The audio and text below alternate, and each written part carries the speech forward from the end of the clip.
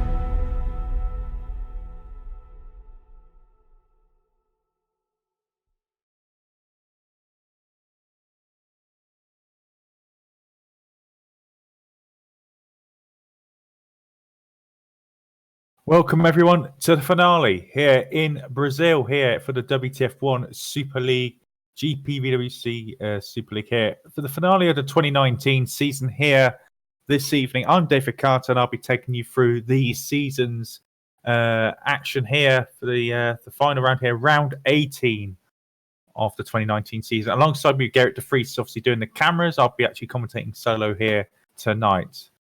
And what a climax we have here today. Now, obviously, you've got a couple of minutes here till qualifying starts.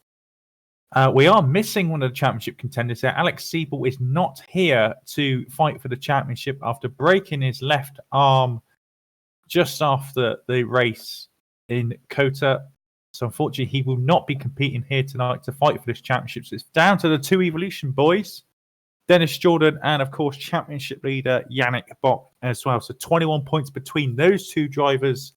So Dennis Jordan needs to win, obviously. And I think Yannick Bock has to finish at least 12th place to seal the championship here tonight. So it's a tall order for Dennis Jordan to win the championship. But anything is possible. Of course, if you've been watching the last few rounds of the series here in Brazil for the finale, you know, it's particularly in Formula Challenge, that was a very, very dramatic finale and climax to that championship's end as well. So here we are in Brazil once again. You see nice and dry, track temperature very, very mild, but quite competent, 25 degrees. Track temperature and ambient temperature as well, so not too hot, not too cold. Nice temperatures here, of course, and 71 laps here to play for as well. A few new drivers taking part as well today. I'll quickly run you through as we are a minute away from qualifying. We've got Lewis Bickers. He is in the Mad Cape car here today. I think it's his first appearance here in the series. I know he's been doing some Super League Lights races, Super Cup. It's almost like he can't decide which series he likes to do, but here he is in Super League, and definitely been mixing around a little bit in all these different leagues, but he's definitely got some potential, and hopefully more of a fun event, I think, for him, just to see how he gets on with this car as well. It's a good experience there for him. So he's in one of the Mad Cape cars here today. Lucas Schmidt is taken over from Alex Siebel, of course, the Super League Lights champion. Was the inaugural champion as well. Dominated the series, really. And Mike Pittman called him up. He's like, do you want a seat, final round? See how you get on for maybe good preparation for the 2020 season. So he's taking a seat. And will be taking part here tonight. And I think he'll be rustling a few feathers up front. I think he's going to look really, really strong. Jason Muscat's in again, but he's not driving for Hawkeye this time. He's in the Red Archer today, filling again for Fabio Sixter as well. I don't think there's any. Even Leonov as well. He's in the Majorek. Who, again, just looking at the standings, they need some much-needed points here this evening because they are looking quite low down the table as well. Tom Parker's back in YTF1 as well. He's done a few races now. I think he did a couple of races for Green Stripes earlier this year. I think when we won for Matt Cape as well. Now here he's in the YTF1 car, and he's going to try his hand of trying to get YTF1's first point. Of course, they've announced that they will not be competing in the career ladder next year as Tom Parker very neatly spins the car actually into the wall. Yeah, YTF1 have announced they're not going to be competing in career ladder anymore, which is a huge thing because they've tried for so many years to get up to Super League and just not worked out this year, but they've been great participants in the league, and I think they're still going to be doing some independent series stuff, but we will not be seeing in the career ladder this next year. So if Matt Anderson is watching, and obviously Tobias Olsen's been running the team as well, thank you very much for all your hard work over the years, and hopefully we'll see you maybe back in career ladder in the future. But thanks for everything. It's been great to see progress up the ladder, as well as Epic Racing, of course. Jeffrey Fournier and Wright Kilk in that team this year. They've been in the career ladder for the last 10 years, and they've been announcing that this will be their final round and final season they'll be taking part in as well, and they're going to move on to new exciting things in the future. So to Lee Davidson as well. So we've seen the similar kind of rise, haven't we, with Epic Racing, of course, winning last year with Jeffrey Fournier in Australia as well in the opening round in 2018. So to both Epic and YTF1, massive thanks for your participation in the career ladder over the years, and we wish you all the best for the future as well. Now we're going into qualifying. Now everyone's going to be queuing up at the pit lane. That's why I've got 28 cars in the server at the moment. Obviously, I'm missing a couple of cars, unfortunately. Fingers crossed we'll see at least one of those cars filled up as well. As now everyone's just starting to leave the pit lane now. Looks like the first car out on track will be, it is a Lucas Schmidt. He's going to be trying his hand probably first here to get a lap in this evening in the Vodball ACR car there as well. We don't know what plans they're going to be having next year because, of course, I'm not sure if ACR are going to be entering. We don't know if Mike Pittman, what he's thinking if he's entering football next year. Obviously, he's a very busy man himself doing other things. Just to see what we'll see this team, what sort of branding they'll have or if they'll enter at all. We shall see. There's quite a few rumours up and down the pit lane as well regarding certain teams. I've heard a little bit from Storm Racing. I've heard a little bit from here and there from Majorek, so that's just a couple of examples. But obviously we will get a full grid next year, there's no doubt about it, but you might just see some different names taking part next year. I'm just seeing the chat, there's about 27 of you in the chat so far, so hello to everyone who's watching on the YouTube channel. I hope you're all keeping well. I'd say if you've got any thoughts or questions about the series, about the season in general, what you thought about the series, any highlights you may have had as well, feel free to post them in the chat as well. If I keep an eye on it, I'll hopefully give you a shout out as well. First man to be setting a lap time is Lucas Schmidt in his debut Super League race. He gets just gone on board with him now. Actually, he's currently P4 in the standings. Just halfway through his first lap as he passes Jeffrey Fournier there on the left-hand side, and Paolini pulls over as well. Looks like Schmidt. And Sergi Heras there getting not getting out of the way at all. Really, Schmidt has to back out of it. Look, he backed out of it anyway, but that's not exactly the best piece of driving. Of course, a short circuit here around Brazil. You're going to see a little bit of that, I think, in qualifying. Cars getting it in the way, not on purpose, but just the way the short nature of this track. It's going to be very, very difficult for everyone to get out of the way. As now Schmidt goes into originally P1, now down to P3. As Wright Kiltner takes the original pole from Stefan Rolt, Schmidt's teammate for this evening in the Red Bull. And of course, Schmidt now going down the order a little bit as much as Moose sets the original pole time as well. That's the first time he's coming in. We'll stay on board with Schmidt actually. He's gone down the order a little bit. He's now just going through little sector again. You need a very good front end for this sort of section of track. Give you the confidence to get the power out of the circuits. But you can take a lot of, when you're slowing down, you can turn in quite early. You take quite a lot of speed in because there's quite a grippy surface around Brazil, but quite bumpy as well, particularly in the latest section of track. Schmidt really getting the hammer down now as he goes up towards the final sector, going around this curve at the end of the lap. He's trying to get a very small slipstream lead by Nirnov ahead of him, but he's going to come across the line now. Here's Lucas Schmidt, and he goes up to P9. That's a 1:05.7. He gets ahead of his teammate Stefan Rolt as well. Provisional pole position, Peter Burlak in the Edge Esports car. Ahead of Robin Panzar again, who seems to be having a pretty up and down time in qualifying. Had a great quick one last couple of rounds ago. That's a great one last time out in Kota, but now he seems to be back on it here in Brazil. Red Bull car upgraded very, very well over the course of the season, theoretically at least, and they've been putting up some inconsistent performances this year. They're sitting a bit doing better this year in the standings as well. They're definitely than last year. I mean, last year was pretty much a disastrous year, one to forget. But 11th in the championship so far in this year. They're 11 points behind Madcape and 3 points ahead of Hawkeye as well. So they've still got a bit of work to do. Maybe if they want to move a position or consolidate a position, they'll probably have to bank a few points here this evening. Panzar in P2, Moose there in P3, Dennis Jordan in 4th, Brewer in P5, obviously a race winner as well this year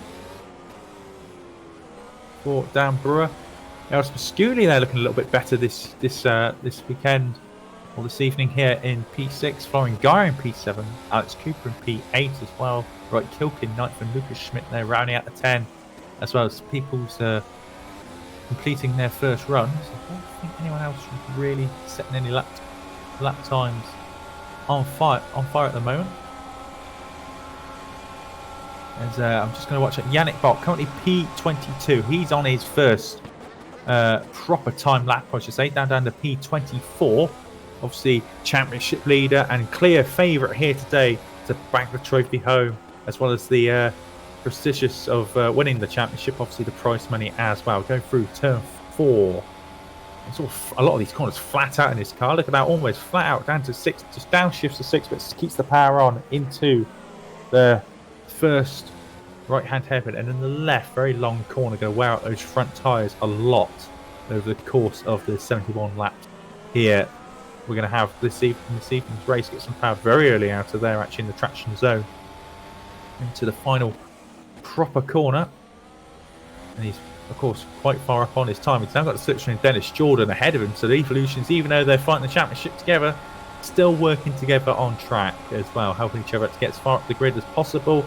Here comes Yannick Bock across the line, and he goes up to P1. He beats Simoncic's time by over 1/10 of a second. So the green stripes again of Simoncic doing really well, like last time out in Kota as well. So it's currently Yannick Bock from Simoncic, from Peter Burlak, Panzar 4th.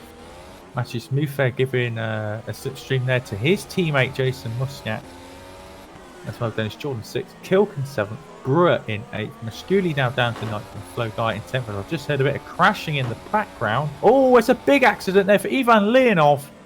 He's destroyed his car. He's had an incident with a WTF1 car. This is down in P21. Sorry, Ivan Leonov in P11. Sorry, and what happened here? So he goes around turn 4, runs wide onto the AstroTurf on the right hand side, and a YTF1 car just completely went into him. And he went barrel rolling as well down the track.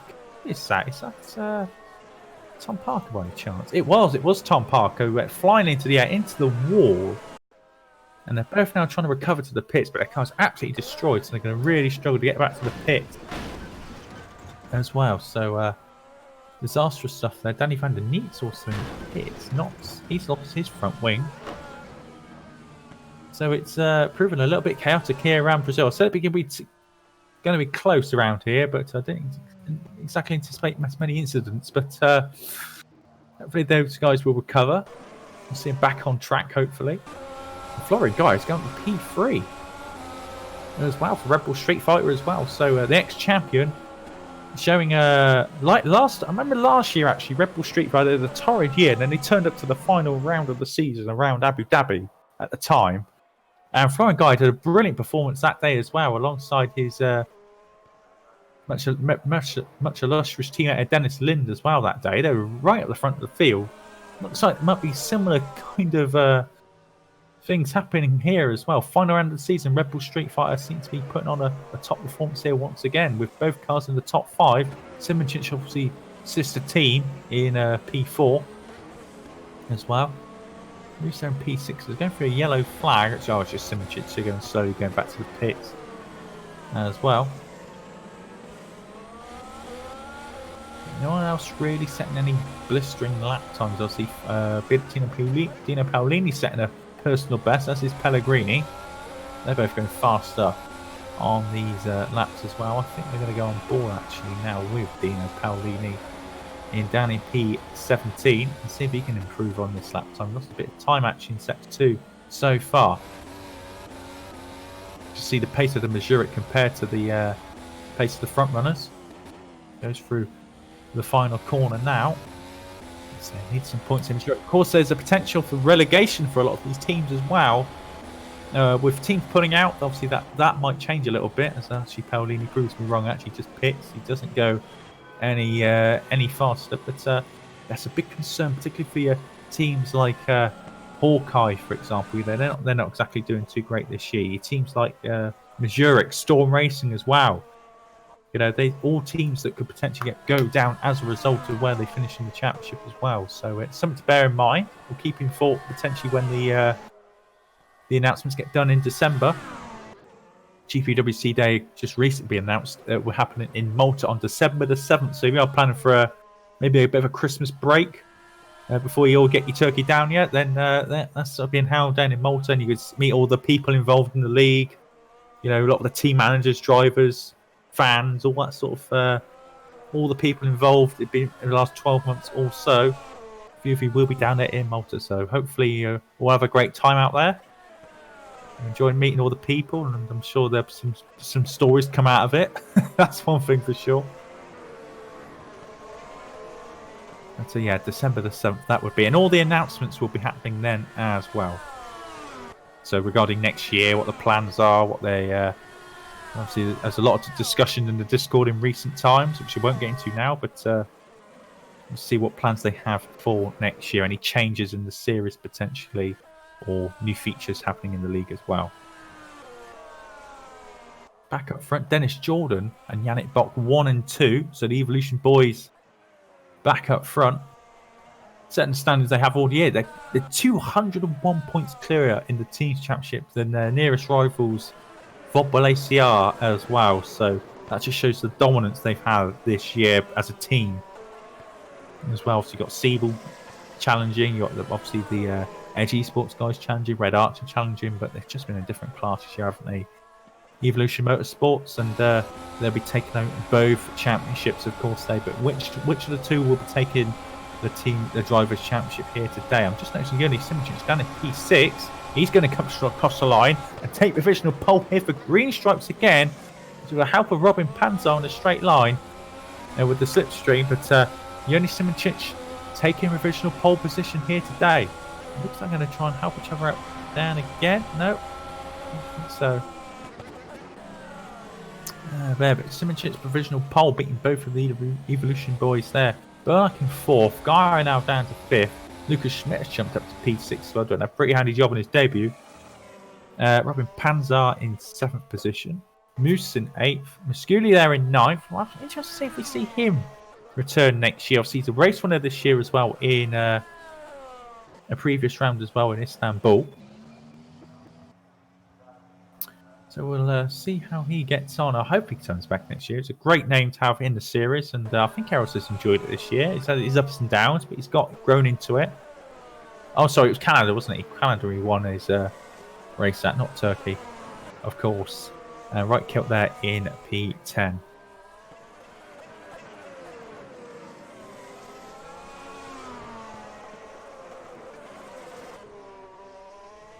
Another man with 2.5 minutes to go in the session. I'm just watching Jason Muscat. He's currently down in P12. He's going to have a handy slipstream from his teammate Matthews Smooth, but he is up on his time. I don't know where this is going to take him. Maybe into the top 10 if he gets a good enough run down this straight. A tremendous run down here. Is he going to get any faster?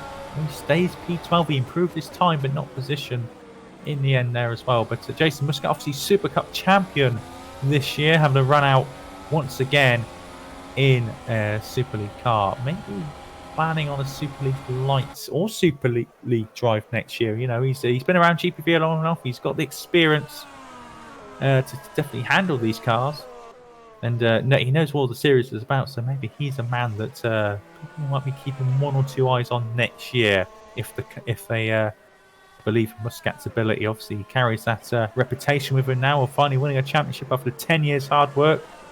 Let's see what he can bring to the table for 2020 as he goes out for another hot lap. Is he up in his time now? He's lost some time there in the first sector.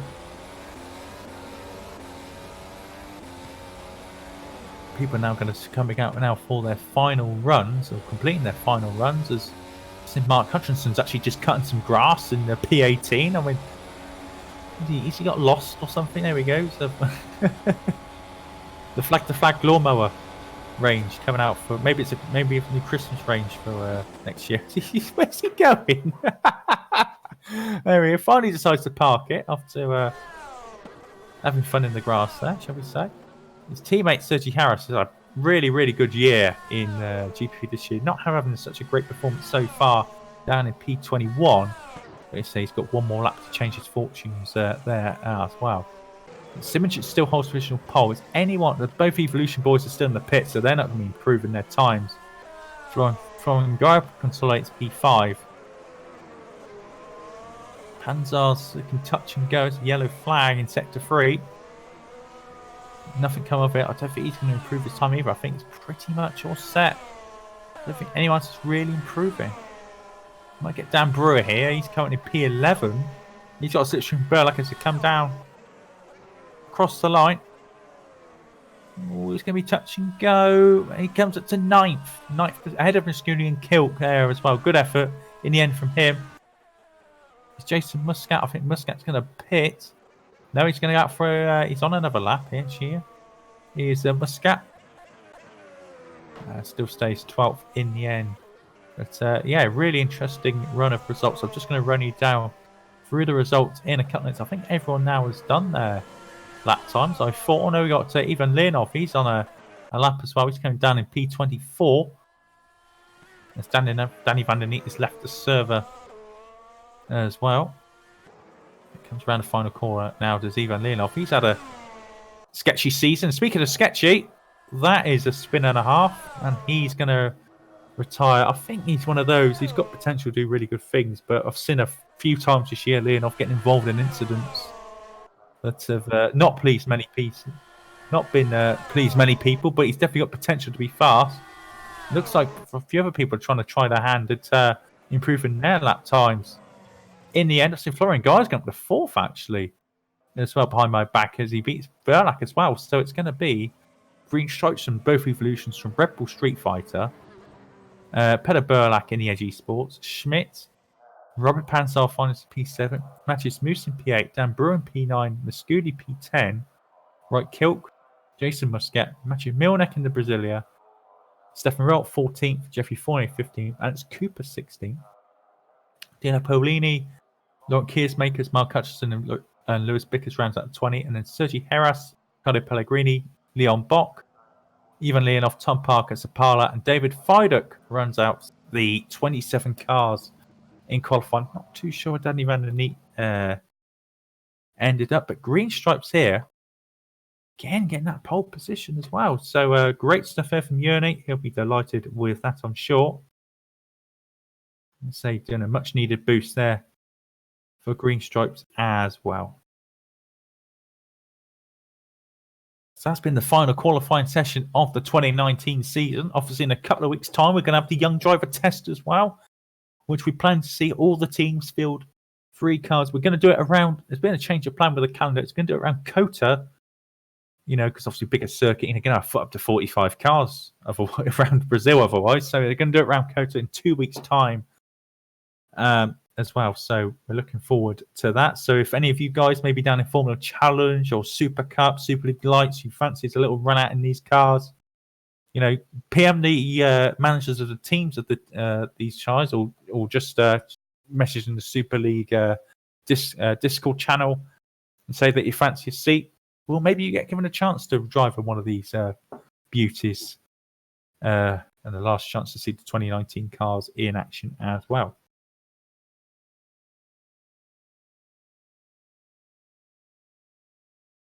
So as we advance now to the warm-up session. So yeah, 71 more laps of the season now to complete, of course, now that we're going to have, obviously, warm-up first of all. Of course, Simracing was so close to the pole in COTA, of course. He's broken that duck, Green Stripes duck, actually, at last. It's been a long time. But they are right in the mix now to potentially get a race victory here today, which would be great to see. So he's going to have both of the Evolution boys. Interesting thing, people like Simracing, Gaia, Burlak. How are they going to fare in this sort of championship fight? Are they just going to? I mean, it's the last round of the season. It's for them. They've got really nothing to lose, to be honest. So they might as well just go for it, and don't have to worry about the engines after this year, of course. So I don't know what the managers are going to think about it, but they might as well just go for it. I know I'd be certainly pushing the boat out to get a good result here today. You're at 9 minutes and 16 seconds as well. Of course, we've got some penalties as well to take. So you've got Peter Burlak. He's going to have a 10-place grid penalty. So he's going to go probably down around 15th place. David Fidek had a 10-place grid penalty anyway, so he's down the back of the field. Gamala Sapala, a 10-place grid penalty as well to take. And Ivan Leonov as well, also 10 places to take as well. There might be one or two other outstanding penalties from other previous rounds that people have to take, but that's the main 4. So for Burlak, it's just a case of see how far up the grid he can get, but he's still going to start in the mid-pack. Always a dangerous place to start in these races. We've seen a few chaotic lap 1 incidents. I remember in Baku we've had it at Silverstone, a little bit of COTA as well. It's been eventful this year, for good and bad for some of these drivers, but it's going to be another season to another chapter closed in GPVWC's history after today as well. Oh, it's a little battle in the championship, actually, I've noticed as well. P7 in the championship, got Edis Engineering and Scuderia Brasilia both on the same amount of points, 118 points. That's where you can make a joke out of that, 118, 118 if you really wanted to. But yeah, battling for P7, of course, all that important prize money up for grabs for these teams as well. So it's going to be interesting to see how that pans out. I'm going to put my money on Brasilia getting that. I think they just had that more consistent season. I think Nascudi's definitely got the potential to score some big points, but it's been a very up and down season. I think Brasilia's been that touch more consistent in those points during the season. So we'll see how that goes.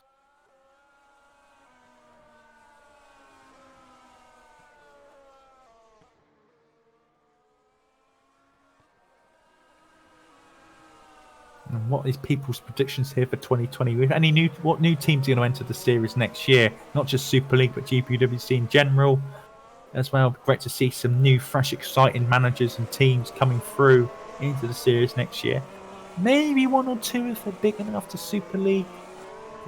Coming from an external source. Obviously, a lot of us are predicting who will be in Super League next year.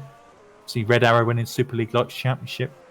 Obviously, as well, people are saying Cosmo, HRT as well. Those 3 teams have been mentioned quite a bit regarding get promoted. we'll find out. We will find out one way or another, December the 7th, who will be in that in the spotlight next year. So I've got 40 viewers in the chat celebrating. I hope you're all enjoying yourselves at home. Obviously, end of season fun. Let's let you have a nice old chat.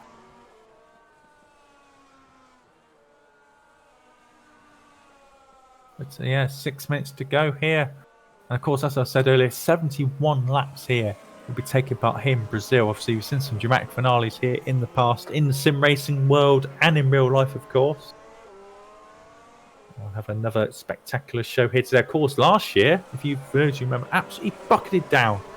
I believe it was Risto Capit who came around that victorious that day. He was the first man to go on to dry when going from wet to dry. He was the first man to try it on the dry tyres. Paid off a treat, and he ended up winning that race there for ACR last year as well. So brilliant race. I remember commentating on that one. It was really, really exciting stuff. I don't think we're going to get any rain today, but hopefully we'll get some nice, close, spicy racing anyway. For some of these guys, it's going to be a finale just to enjoy. Some of these guys, they'll be fighting for seats next year as well. You know, what teams, any sort of driver moves and transfers going on in the pre-season. Obviously, people, some of these teams will know roughly what budgets they're going to have next year as well, spending-wise, so they'll be planning already to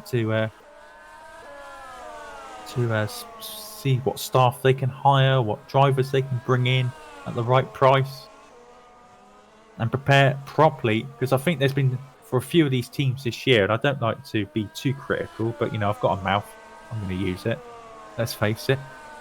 Not just in Super League, but there's a lot of these teams who try and grab any driver they can just to fill a seat. It'd be nice to see they sign a driver who can do the rest of the season or the whole season, rather than just do, I'll sign this driver just to do a couple of rounds here and a couple of rounds there and try and get 10 or 12 drivers over the season.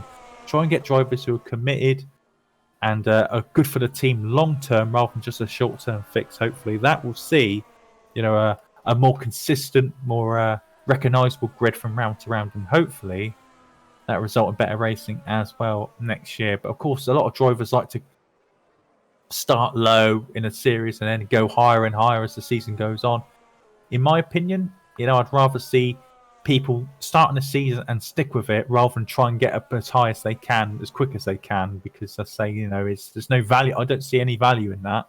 I see you should be start a season off and try and win it, rather than just try and say, oh, I'll try and get up to Super Cup, I'll try and get up to Super League lights and Super League as quick as I can. I don't, you know, for me, there's no real there's no real sort of enjoyment out of that. It's just trying to see how out you can get as you can, you know. So it's I hope people can stick it out and try and get some success next year, get as many points as you can, and then maybe the year after, then see if you can move up the ladder a little bit. You know, there's better weight in that, I think, than just trying to shoot up the ladder as quick as you can.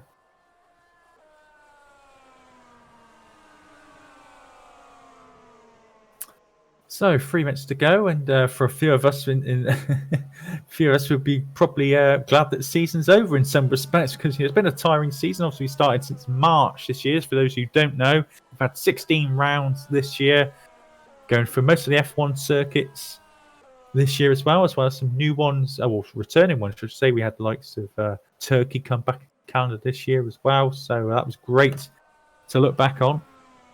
And some fantastic racing in all 4 categories, as well as the Academy Series as well. That's brought in some nice, refreshing new names as well to the series, who's seen some success as a result of the Academy Series, and unearthed some new talent as well. And hopefully we see more of that next year as well. You know, if we get a career ladder next year, you know, all 5 series, and just focus on those 5 series. I think next year, we'll be in a very, very good place, and not too much getting in the way elsewhere. You know, just focus on the single-seater series, and I think we'll be in a fantastic place next year, and really up the quality of the racing and the broadcast rather than the quantity necessarily as well. I've just got a couple of minutes here to go.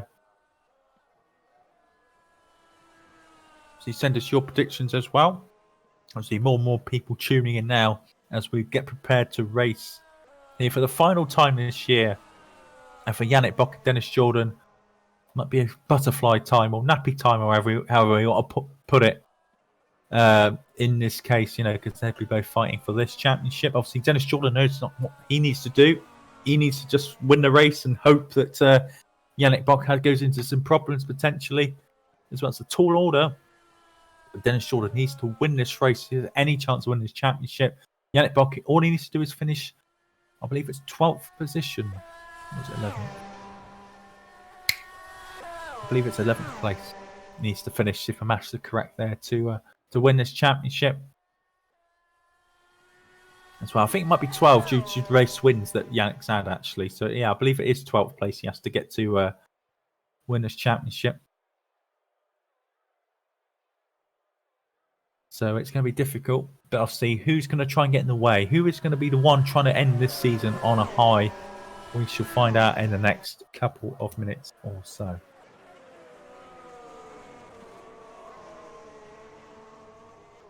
And for everyone taking part, I'll say thank you for everyone who's got involved this year, actually. The admins of DC, sorting out all the, shall we say, the dark side of the series, shall we say, all the penalties and stuff. Obviously, people like Gerrit De Vries, Alex Skinner, Mike Pittman as well, all the cameramen involved who've managed to be the eyes for you this year and catch some fantastic action. All the commentators as well, people in the media, people like Menno as well, who try and fill as many seats as they possibly can as well. It's like, you either see Menno as either the GPV Tinder or like the job centre almost, looking for people to drive for their own team, So it's great to see the. It's been a hard season for a few of us this year, but hopefully, next year will be an improvement in some aspects and other aspects as well. Get better, and we shall see. See where we are next year. It's going to be an interesting one to predict what's going to exactly happen, what team's going to come in, what drivers are going to come in as well. And fill the void that the team's going. We'll see. But also Chris Williamson as well, done an amazing job this year, keeping the league going. With all the mods, all the help he gives up to all the people as well who get technical issues as well. Been a brilliant ambassador for this league over many, many years. So I say, hopefully we can all enjoy this evening's race, as we've now got 71 laps of action here this evening. And for these guys, obviously got 28 cars taking part in this race today. A couple of cars are missing, which I'm just trying to work out now who is not turned up, necessarily both cars. I think one of them may be a Mad Cape. Yeah, one of them's a Mad Cape, and the other car as well, I believe, is a Hawkeye. Yeah, so a Mad Cape and a Hawkeye missing, but everyone else has showed up with both cars as well. Everyone now just finalising the tyre strategies. We're predicting a two-stop here, maybe an ultra soft, super soft sort of. I can see here today. Depends really. I mean, could see 2 stints of ultras here today, but not too sure. But we're going to find out as now they go for their formation lap for the final time this year. Yoni Simoncic takes Green Stripe's first pole of the year. And alongside him is going to be championship contender Dennis Jordan. As I said earlier, he knows what he needs to do. Yannick Bock. Come on, guys. It's been a long season. Yannick Bock, one hand on the trophy here today. He's going to be just consolidating his position, I think. No need to go crazy today. He's going to be starting P3 from Florian Goring P4. Red Bull Street Fighter there, the former champion, of course. Lucas Schmidt, Super League Lights champion, of course. He's dominated that season. He's in the football here today. He's going to start from P5 here. And behind him, Robin Panzar, again, another decent qualifying in P6. Matches Moose in P7, Dan Brewer alongside him. Of course, took his first victory out last time out in Kota. Alice Muscudi and Right Kilt will fill out the 5th row. Jason Muscat, a great performance there from the Super Cup champion. He's in P11, Maciej Milnek in P12. Stefan Rowe and Jeffrey Fournier. The downbeat performance of Fournier. He's starting down in 14th. Peter Burlock after his penalty start P15 ahead of Alex Cooper. Dino Paolini and Laurent Kiersmakers will fill out the 9th row of the grid. Mark Hutchinson and Sergi Harris make it a flag-to-flag row 10. Pellegrini and Leon Bock will fill out the 11th row. Tom Parker returns again for YTF1, second YTF1 car. Lewis Bicker's going to be starting from the pit lane. Danny van der Neet in the Storm Racing car and Ivan Leonov in the Mazurek. They're going to be filling out row 13. And at the back of the field, Gamala Sapala and David Fiduk rounds out the back of the grid. And it looks like most people, of course, we only got 3 tire compounds to worry about today. Ultra Soft, Super Soft and Soft. The 3 softest compounds we'll have available.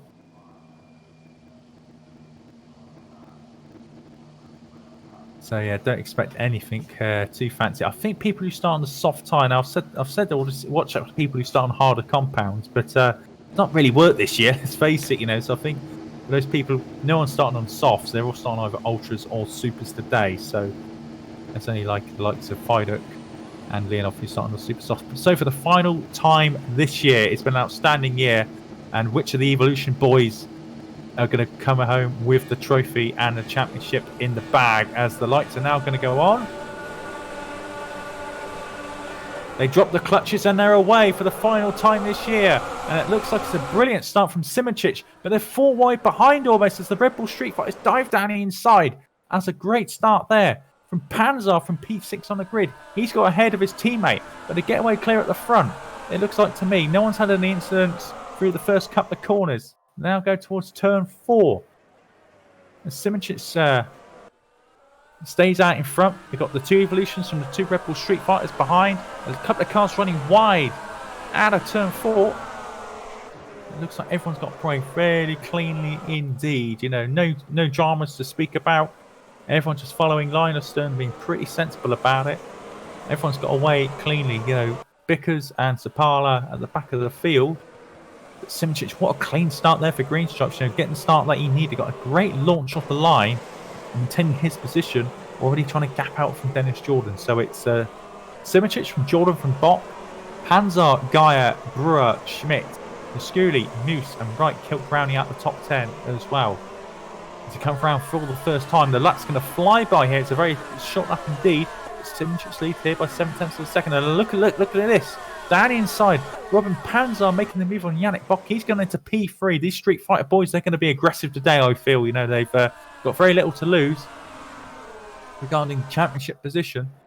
And for Panzer, and look at Gaia sniffing over the back of Yannick Bock as well. He's going to be trying to challenge here today. The Evolution Championship leader, of course. And they're not messing around at all. But Simracing still leads. Everyone behind. Still line of stern. See a car putting out there. That is about for P11 Burlak, who's had a great start from P15 on the grid. He's looking down the inside of the Scuderia Brasilia car. I think that's Milnek. Yes, it is. He's passed him. He's all the way up to P11 from the start of the race. Great camera shot here on my perspective, actually. As well, Sapala's dropped back even further back down the order, but he's lost touch. But everyone else is in touch of the leaders as well. Going to finish the second lap here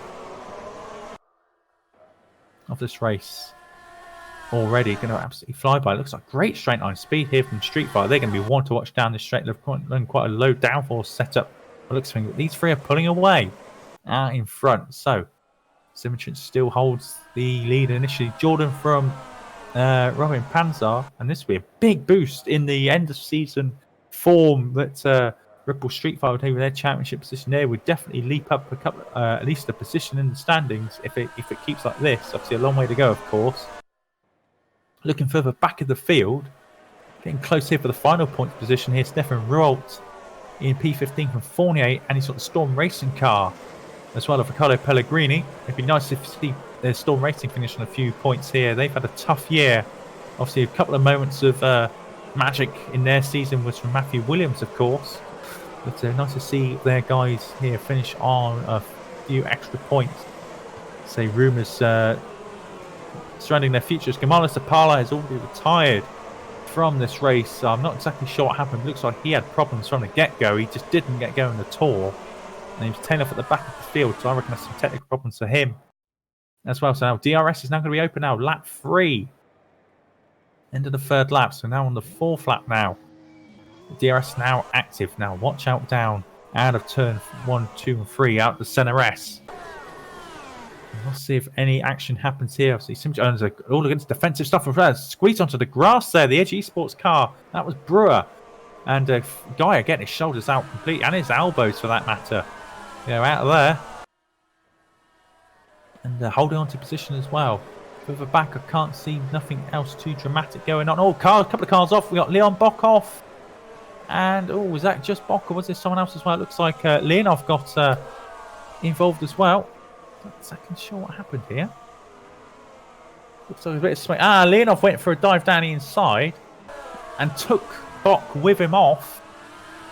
I don't know, that seems a bit aggressive there from Leonov's path, I would say, but difficult one to judge, of course, straight away. But I'm not a fan of that move. That's one thing for sure. As I say, the laps are flying off here, as I've just seen what Gamal had steering wheel issues. To be honest, I did think that was a technical problem. Just looking at the way he was driving, it wasn't ideal. But so what your extra points out, Sapala is out of the race thanks to technical issues already in this race, and not the end of season that he would have wanted as well. But hopefully we see him on the grid next year over in Super League, or maybe a category lower possibly, but he's improving all year, and I think he's got some potential here to drive for a good team next year as well. These guys out in front still putting on the pressure. Simracing still holding up this train of cars. It stretches all the way back down pretty much to 15th, so it's a long way down. And it sort of breaks up when you get down to P20 at the back of the field. Interesting to see how long this green stripes. Of course, we've seen this year that green stripes notoriously are quite hard on their tyres. They tend to pick quite early, I've noticed as well. They seem to drop off more than every car. So let's see how far Simracing can make this car go in this opening stint in the race. You're probably aiming for about 22 laps, maybe 23 laps in this opening stint in the race. That's what they're going to try and push for in this opening stint, which I think is definitely possible in this race. He'll come down once again. A great shot here I've got coming down in towards turn 4. Everyone line of stern. Obviously, Edge Esports car trying to pull out behind, but he gets back into line and holds position.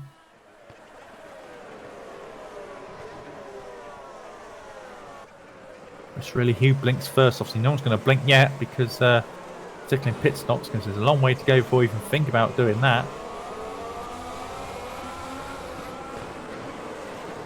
Everyone behind, even like some Musculi, Moose, Kilk. They're all in this battle. Burlak, Muscat, Milnek, Fournier. Kearsmaker's now tagging along to this battle. Down in 15th. These opening laps as well. Very, very important to set the tone of your race. Don't do anything silly. Don't do anything unpredictable. Don't do anything to risk your own race as well as anyone else. Just stay in line, stay sensible, and see how the race pans out from there.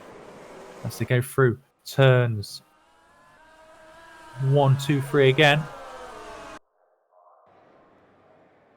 Down the back straight against DRS, so important around here because as soon as you use that DRS off the train, you're in big trouble. You seem to drop back quite quickly off the train, so it'll be difficult here.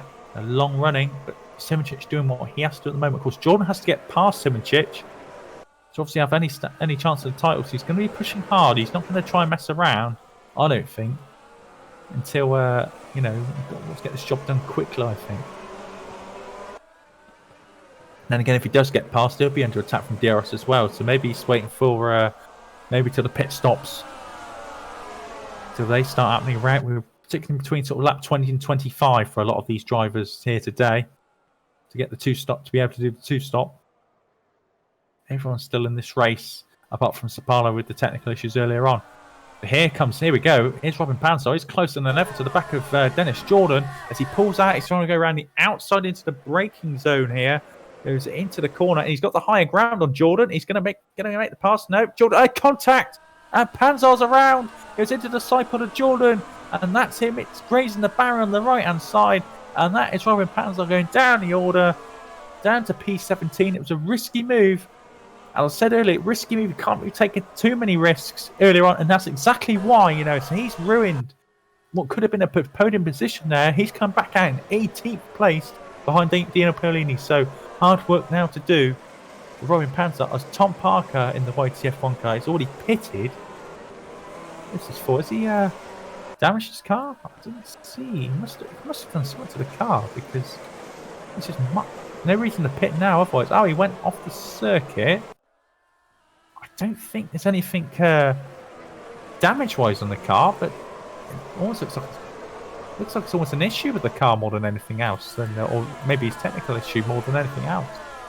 So it's difficult to say, but he's had to pit already. He's on super sauce on that car. But of course, as a result of the incident, Jordan's still second. But look at this.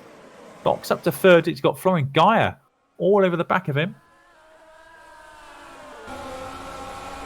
Now he's dropped back a bit. Now Dan Brewer with DRS has now run a prime position here to take advantage of Florian Gaia's poor run out of the centre S.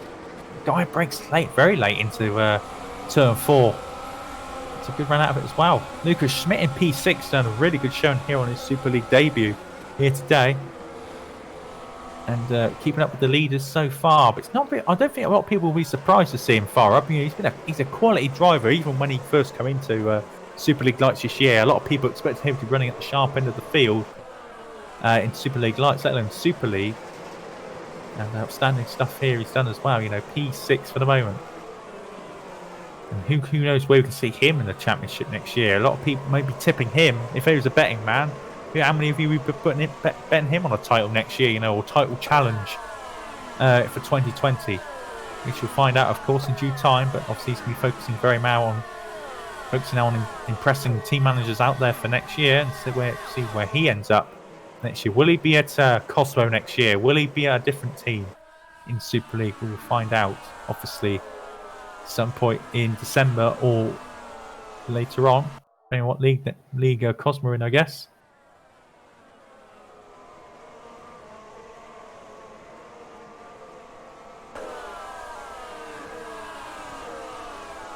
Let's go through into again lap 9. Wow, we're 9.5 laps down already. Well into 10% of this race now, so it's turned out really well.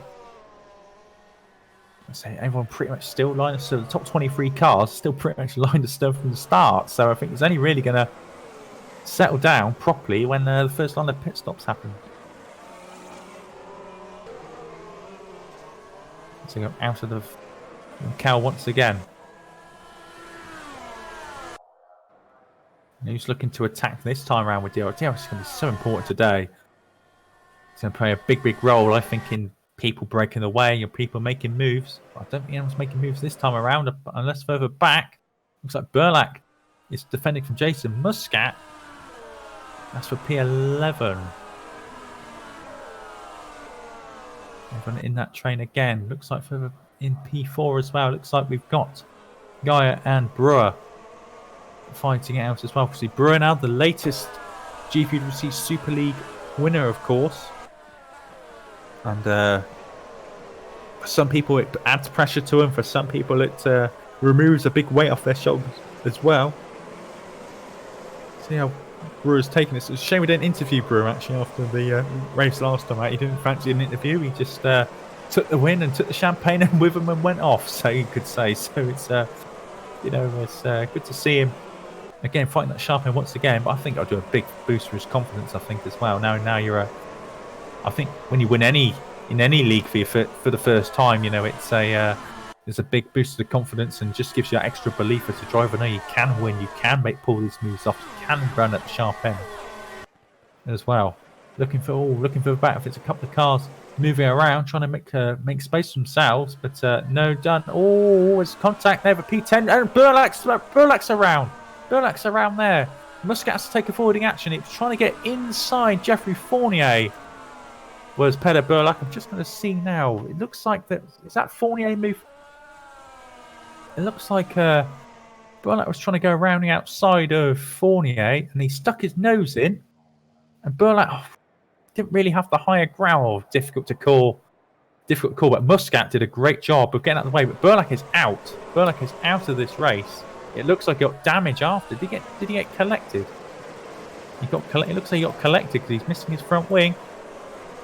The rejoin, I wonder. It was the rejoin. He rejoined right into the side of Ivan Leonov's car, and that is Peter Burlack out of this race as well. So obviously the grid penalty not helping his causes at all. It looked like a great start, but just that one risky overtake again ruins your race, and that's exactly what's happened here. It happened to Panzer, it's now happened to Bernach as well.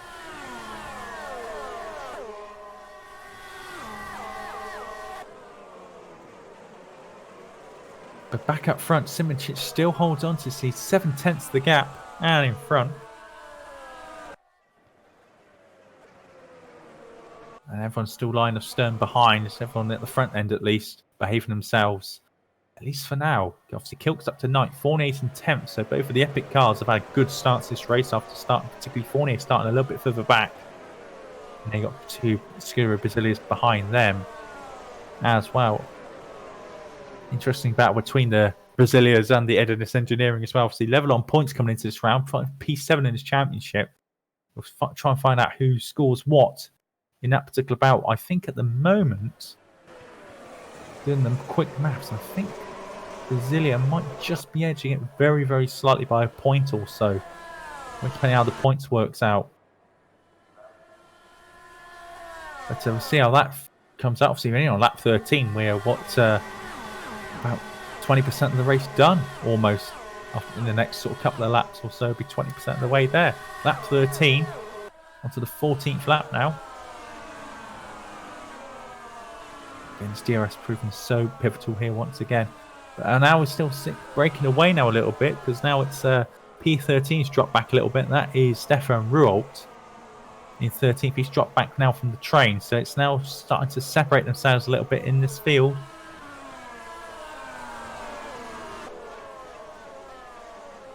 We'll see how this all plays out.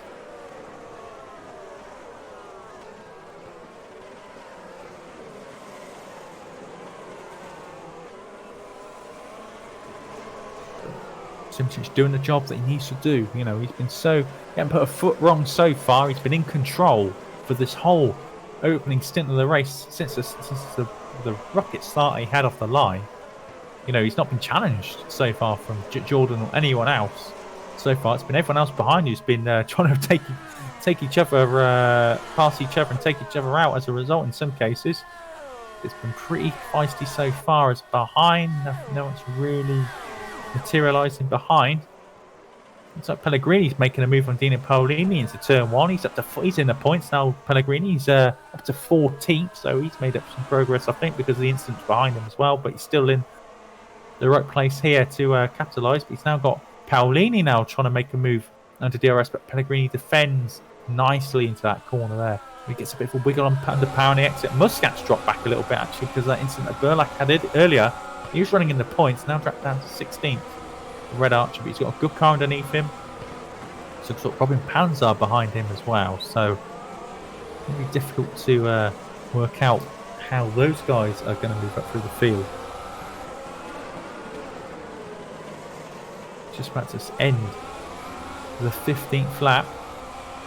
I think now Simracing is starting to pull away a tiny bit. Like DRS now not as effective now for the Evolution guys ahead, because now Simracing is pulling away. He's got that comfort zone.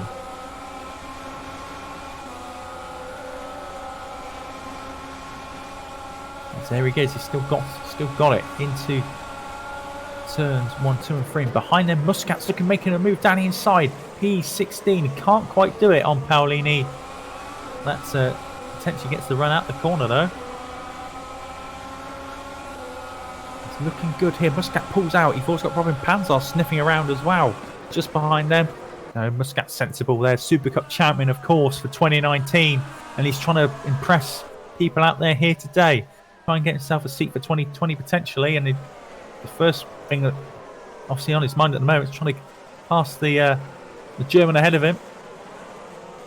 Paolini there doing a good job, and the same as you need the points here to try and prove their worth for next year as well. Speaking of Mazurek, Ivan Leonov just coming out of the pits. He's gone on to soft compound tyres.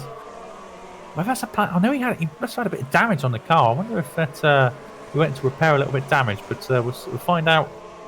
I guess it's an early time to have a start. Obviously, being in dirty air all the time doesn't help him, of course.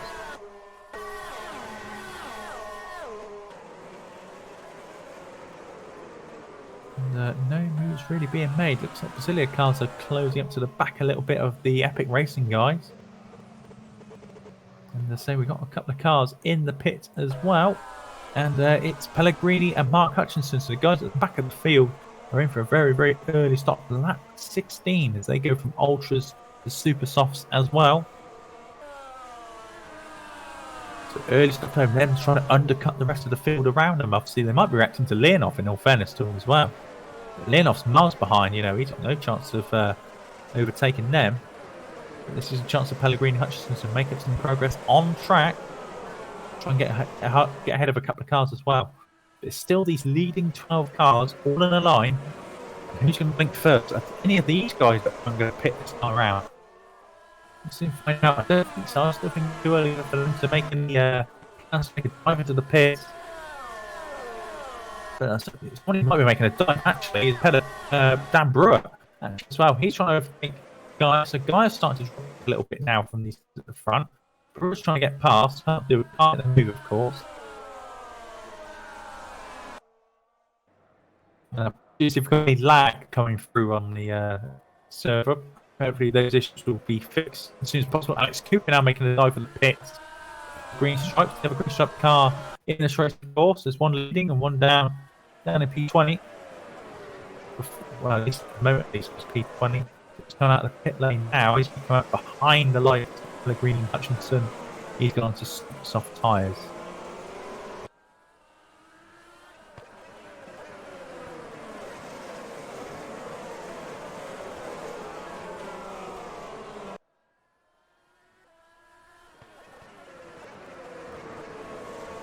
Sorts itself out.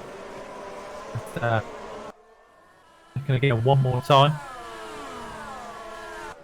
Dan Brewer again trying to line himself up here on line. Now Guy's making his way to the pit, so he's the first one to blink here for Red Bull Street Fighter. Dives in the pit lane. The Red Bulls and the green stripes need to toughen their tires a little bit. And here is one more time. He's going into the onto Super Softs. And he's going to roll out the pit lane now.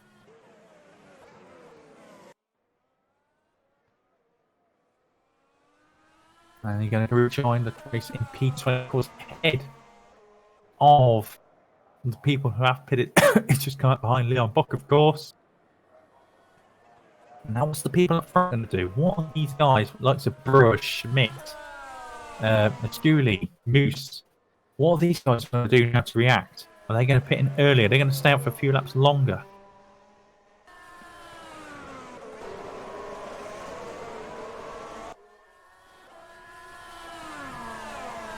I'm going to find out. Looks like everyone's going to be stacked. Most of the people at the front staying out.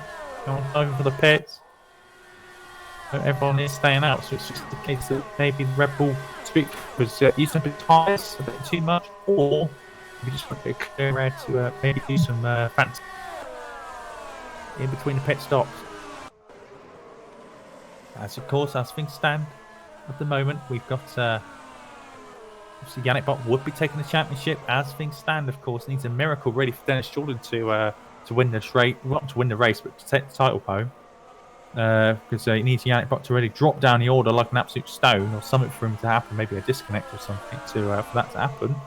Long way to go yet. Still 51.5 laps here to go till the season's end, and for the championship to be decided for the drivers, but also some of the teams down in the other positions in the championship. A lot to play for. And nothing really happened down the field. Just in a move from Mark Hutchinson passing Pellegrini on track course. Those two have already stopped. That's a P20 back up front. Everyone's still going out on track. Obviously, lap 20 now. It's another car dive for the pit lane. That's Lauren Kearsmakers making a trip to the pits as well. So first of the Brasilia cars in. Tom Parker also pit to WTF1. He's now been lapped.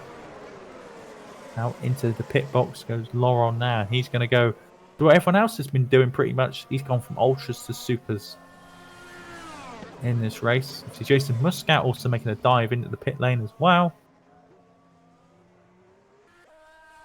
See how that works out for those guys as well. So Simracing still leading, but it looks like he's been caught a little bit now by Dennis Jordan. Can close up a little bit at a time.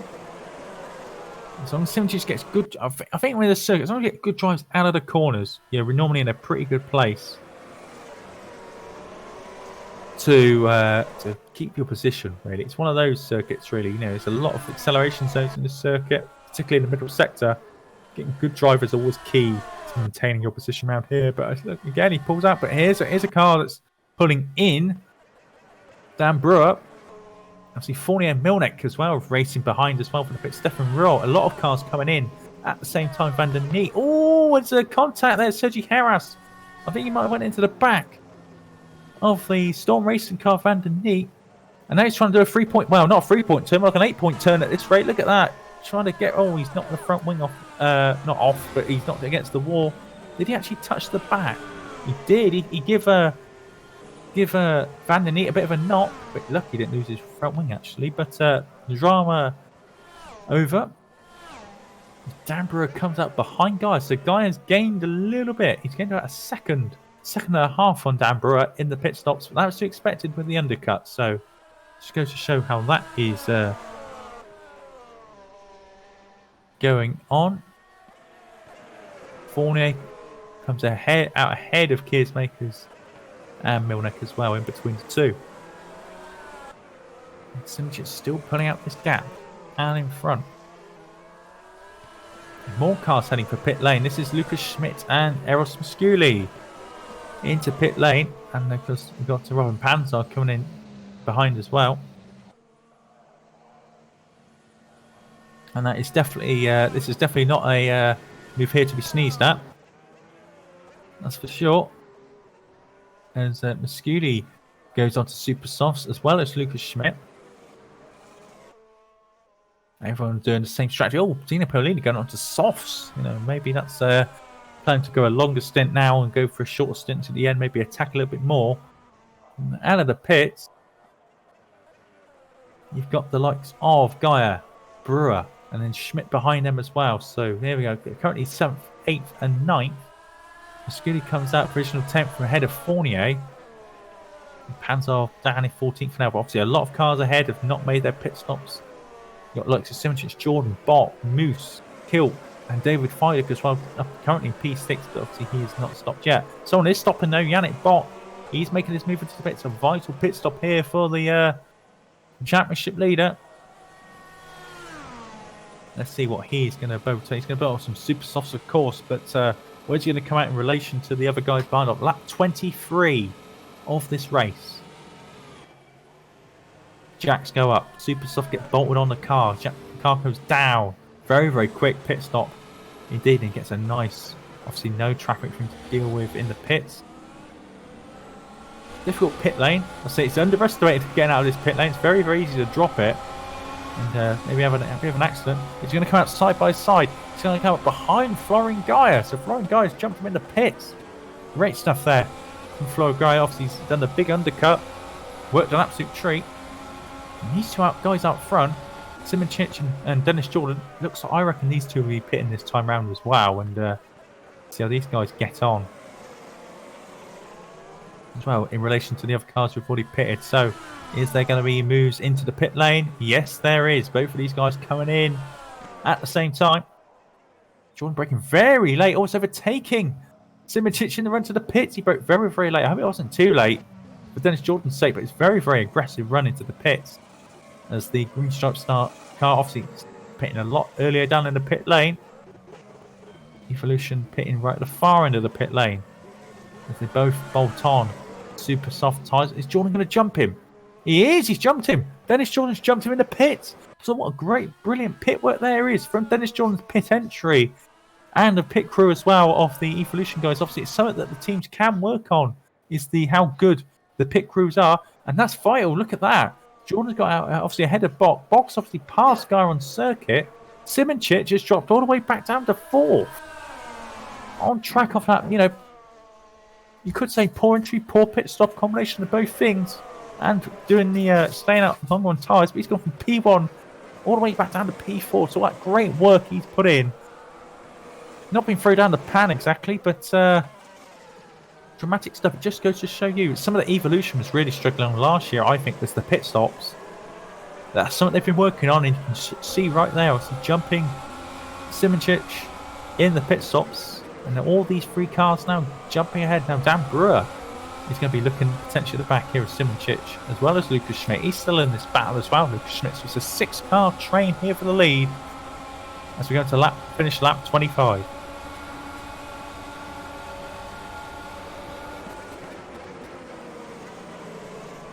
Looking further back. Oh, it's a nice move. P8. Fournier making a dive down the inside of Musculi. That's a great pass.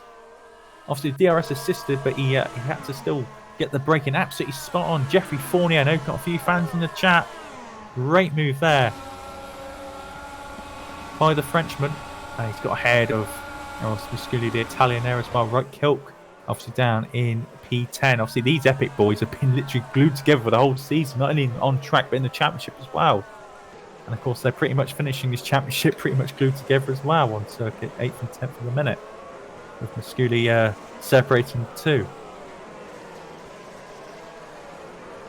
Back up front is what Evolution wanted. Maybe not what Dennis Jordan potentially may have wanted, but I know he thinks about more than the team than necessarily the championship result. He said it was important to finish strong for both cars in this next race, in this last race of the season, and a 1-2 it looks like they're going to be. Obviously 501 points they've had so far this season. They've been absolutely dominant in the team's championship, and just outlining their authority this season in 2019 with another, it looks like at least getting one car on the podium, if not both. But say Gaia, Simracing, Brewer and Schmidt, they're going to be doing their damnedest to try and change all that. Schmidt runs a bit wide on the curb. He recovers it. Looking for that. There's no real battles as well to talk about, really. That's really exciting at the moment. Everyone's just in line, and but I think this race now, after the train that we normally get in the first stint, I think now it's going to start livening up now, as of course now we are on. Going to just finish the 27th lap now, of course, as they're coming up to lap the YTF1 car again. Well, for the first time, I should say, Tom Parker. He's had a race, well, not only him, but obviously the team this year have had a season-long struggle. But you know, it's not really they would have wanted to bow out. Hopefully we'll see even the young drivers test as well as Epic Racing, you know, and hopefully we saw some brilliant tributes last year for Norton, of course, didn't we? You know, when they pulled out the end of last season. You know, hopefully we will see maybe not the same kind of tributes we'll see, but at least respect for these guys who put in so much hard work over the last, you know, or for Epic's case, 10 years. So it's been outstanding stuff from them. Hopefully we'll see the celebration here tonight and in the young drivers test around a couple of weeks' time in Kota as well. Back at the sharp end, Evolution still maintaining this 1-2. I don't think Guy has really got it. Not necessarily him, but the car. It's a really challenge, you know. I think they're just a little bit too hard on the tyres at this moment in time. Probably need to rely on a mistake more than anything else from the two guys ahead of him to really maintain position. I think, as you can just notice now, the Evolution guys now just starting to pull away a little bit. Here's Yannick Bock and Dennis Jordan from these two now. The first stint's ended now. And now they're just starting to get up the road a little bit. Fournier's now to 10th. I think he's passed Matthias Moose. Yes, he has. Because, of course, he passed Musculi a couple laps ago. And Fournier's passed him as well. Yeah, pretty much the same move a couple of laps ago. So Fournier really on a charge here today, and definitely proving his worth here. Of course, him not obviously Epic not being on the grid this year. Obviously, Fournier and Kilk will be looking around to see if they can get a seat next year. Of course, if they've both been really good quality drivers this year, of course, showing their experience in the league, their mentality, their robustness. You know, getting these consistent results week in or event in, event out. And hopefully we'll see with these two guys next year. Obviously, be free agents in the GPVWC career ladder next year as well. So fingers crossed for them. They'll get themselves a good seat next year, competing at the sharp end of the field.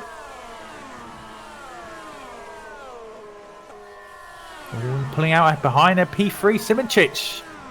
Dive down the inside of Florian Guy, going into doing the Fournier move down the inside. Going into P3, so there might have been a bit of a switch there, but Simracing nonetheless making a move into P3. Good results here for Green Stripes, obviously P5 last time out for Simracing at Kota. P3 is at the moment. Now the other thing to bear in mind, of course, we saw it in Kota as well, in the later stages, engines was expiring towards the end of last race. I think we saw 3 or 4 go. Of course, final race of the season now, not a lot of people won't have a fresh engine, or maybe sort of half warm one, so for now it should be okay, but don't be surprised to see 1 or 2 go bang at some point in the next couple of laps. Mark Hutchinson's taken a trip across. What is it with Mark Hutchinson grass today? He's exploring all limits, so to speak. He was in P15 and now he's gone flying off the circuit and doing a bit more mowing, as he lost it going out of turn 5. He lost the back end, went over the anti-cut curb on the inside, and then just trying to rejoin in a safe manner. But he's gone from 15th down to 21st now, so it's been a not ideal. Obviously Hutchinson tried to do the undercut as well, and he jumped a few cars, but not the plan that he would have had in mind. These 6 still out in front. I think Fournier's actually, look at the way Fournier's closing up on these guys as well. He is not messing around here today.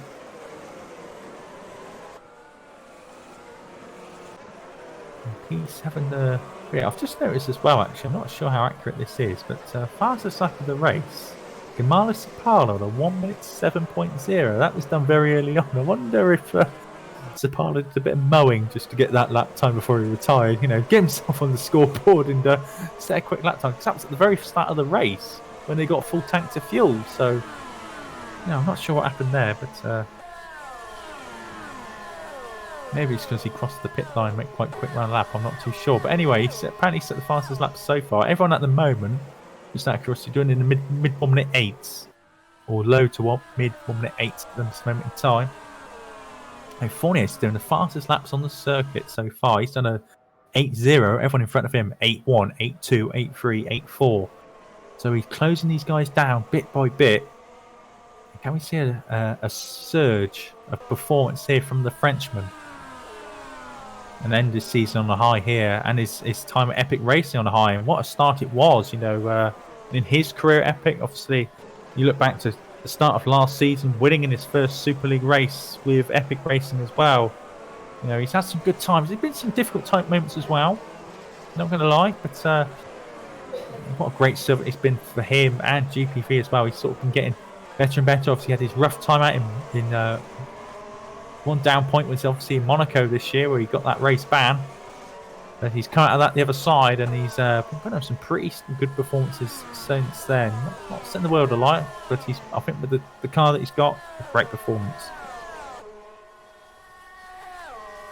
Everyone's now just starting to close down on each other now. Simracing, I think, is starting to put the hammer down now and try to close this gap on the 2 Evolution boys ahead. Jordan with Doc following every move. Since she's trying to chase these guys down. Guy, I think she's trying to keep tabs on him. You know, he's whether it was an order to let him past, or whether it was just outlined pace that Simracing went past. Simracing got past his sister teammate, Dan Brewer, Schmidt, and now Fournier right on the back of Lucas Schmidt. So Fournier really on it.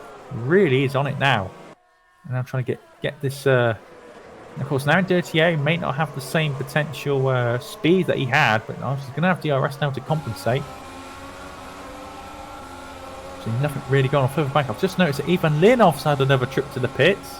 He's lost his front wing somewhere on the circuit, and you know I don't know what you guys feel in the chat about it, but Leonov does seem to get himself in a lot of trouble, doesn't he? Not necessarily trouble penalty-wise, but sort of trouble getting into incidents and having crashes and stuff quite often, I've noticed as well. So don't want to knock the man, but you really got to ask yourself, should he really be in the Super League race? You could say. You keep putting it. Might have a lack of practice, I don't know, but I suppose you don't know if you don't try. Hopefully we'll see Leonov, either better prepared for Super League races or maybe in another series down next year as well.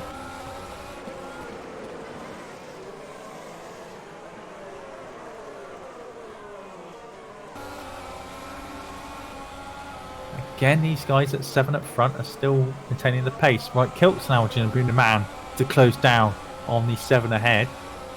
He's got Moose behind him, and then Scooty running at the top 10. Back up front, it looks like to me, I think Brewer's going to be sniffing around the back of Florian Gaia. Guy's defending P4, and he holds on to position this time round. Now, I think he's going to hold on to it. So can't see Brewer getting the run onto the straight. But one man he's getting the run. Jeffrey Fournier's back. He's trying to attack the Super League Lights champion Lucas Smith, trying to put him in his place a little bit. And Fournier, late on the brakes. Look at that. Great pass there by the Frenchman. Gets a wick tag slapper as well on the exit. Just to get it to Lucas. You're with the big boys now, mate. Goes at the P6. Schmidt now down to P7. Still doing a great job so far. So it's a shame today that we don't have Alex Siebel in this championship fight. It may have made things really spicy, but of course his broken left arm has put pay to that. That's why we're seeing Lucas Schmidt in the car today. But it's sad to see, but hopefully we'll see Alex next year in 2020. Again, we don't know whereabouts, but I hope we get to see him next year, trying to reclaim his title back. That'd be great to see him revitalized actually. Of course, he hadn't won a race since Spain, of course, a long time ago. So hopefully we get to see him fight it out and competing for victories next year.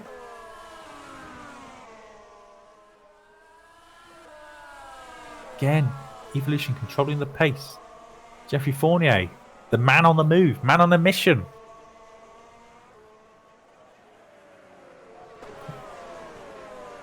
And now Dan Brewer is his next target, of course. Both of these guys, of course, with one Super League win to their name. Fighting for 5th place. And I've said this all year about Jeffrey Fournier, He's one of these guys that, give him a 15-20 lap spurt, he's one of these guys who'd probably be one of the fastest guys, He's a super talent. It's a shame he's not up front all the time, but he's one of these guys that if you put your money on a man who comes from the back of the field to win a race, this is your man, I think, because he is just makes passing effortless sometimes. He's aggressive, he's assertive, but he gets the job done. He's trying to get the job done now, of course. Dan Brewer again trying to get past Florian Gaia. Danny's on the outside, he runs wide, and he's made it easy for Fournier. Fournier up to P5. Now Brewer running wide, making the mistake into turn 1. And Fournier gets a easy pickings there for him.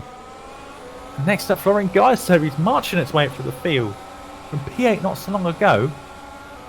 Now up to 5th. And now Gaia's going to be sweating now, isn't he? He really is going to be sweating because he knows that Fournier is going to make a chance happen. He's going to make a chance. Looking back further through the field, nothing else really happening to worth talking about. So he's still the 2 retirements, Berlik and Zapala in this race. Jordan's now trying to gap a little bit now from Yannick Bokov notice. Simracing in 3rd, still keeping tabs. And it's battle for 4th. This is the one that we're really focusing on for the moment. What do you guys think? He's going to make the move or not? We'll find out. We'll soon find out. They've both got DRS. Fournier's coming again. Looking on the outside. No. Gaia defends the room. Defends space nicely there. He had given Fournier no chance to work with there. But of course, another splash of DRS down this straight. And Fournier's going to get it again. Oh, Gaia goes defensive early. Look at that. Fournier trying to, well, it was a late defense there from Gaia, but he just about does it. Fournier had to pull out and attack on the outside of the corner. Fournier's trying to go on the outside. No. Not going ahead this time.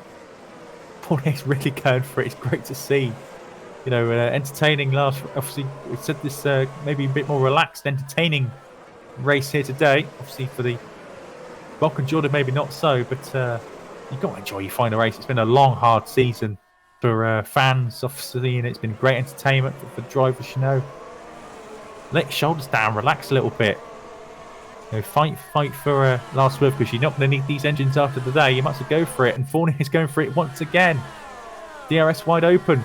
Guy's got no defence with DRS. It's going to be around the outside. Can he make the move? Fournier's already passed him, isn't he? He's got a car's length, but he's done it around the outside. Fournier up to P4.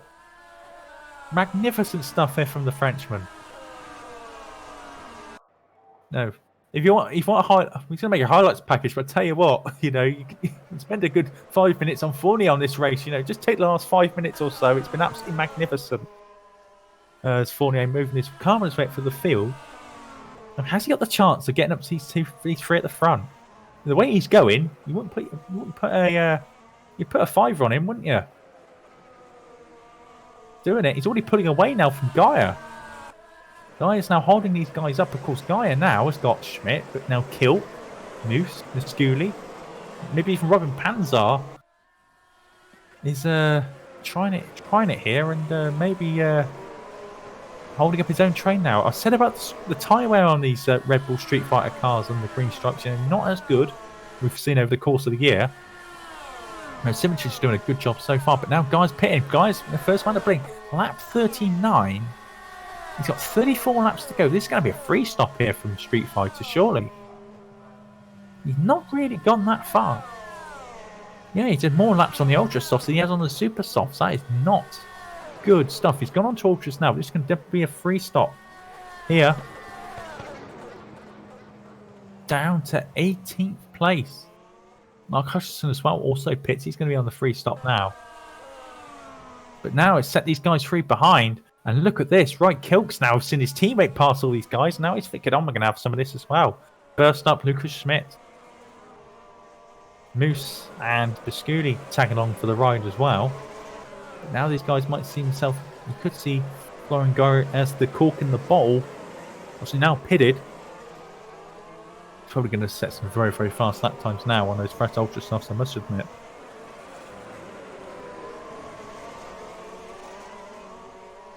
These fabulous 4 up the front.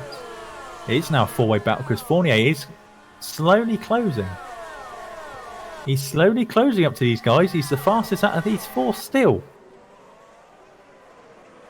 And no one else can get near him. The guys behind him, 8 and 9 tenths of seconds slower than Fournier in that last lap. That's outstanding stuff. But Jordan still leads this race. He's controlling things, I think, more than anything else. He's still pushing on hard, of course. Lap 40. 31 laps to go. You're probably going to want to see guys pitting in about sort of 5-6 laps time, maybe 7 at the at the extremities to maybe pit. Sort of 47, 48, probably more realistic.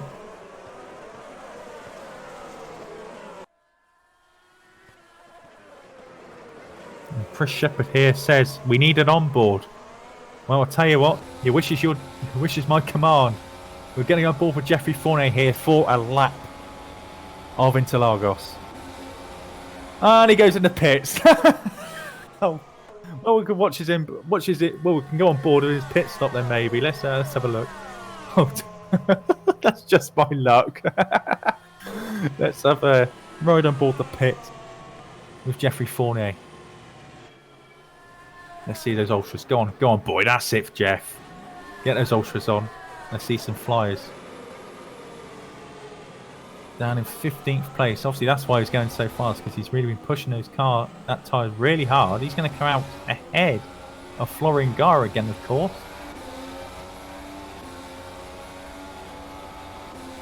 Now he comes there as well. So there we are, P15. But we're going to keep an eye on him. What's going to happen here next 30 laps or so.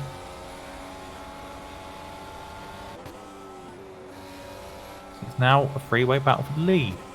Jordan, Bok, Simoncic, and then again this train of cars: Brewer, Schmidt, Kilt, Moose, Musculi, Panzer. Panzer's now joining this battle now for P4 now as well.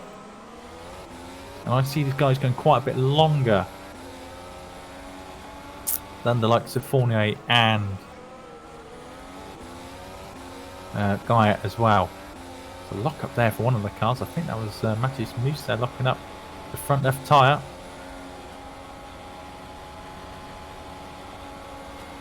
Now things are stable to let down a little bit. I'm just going to bring you down further down the order. So Milnex in 10. Dino Paolini still on those soft compound tyres, remember. He's going a bit longer in the second stint, P11.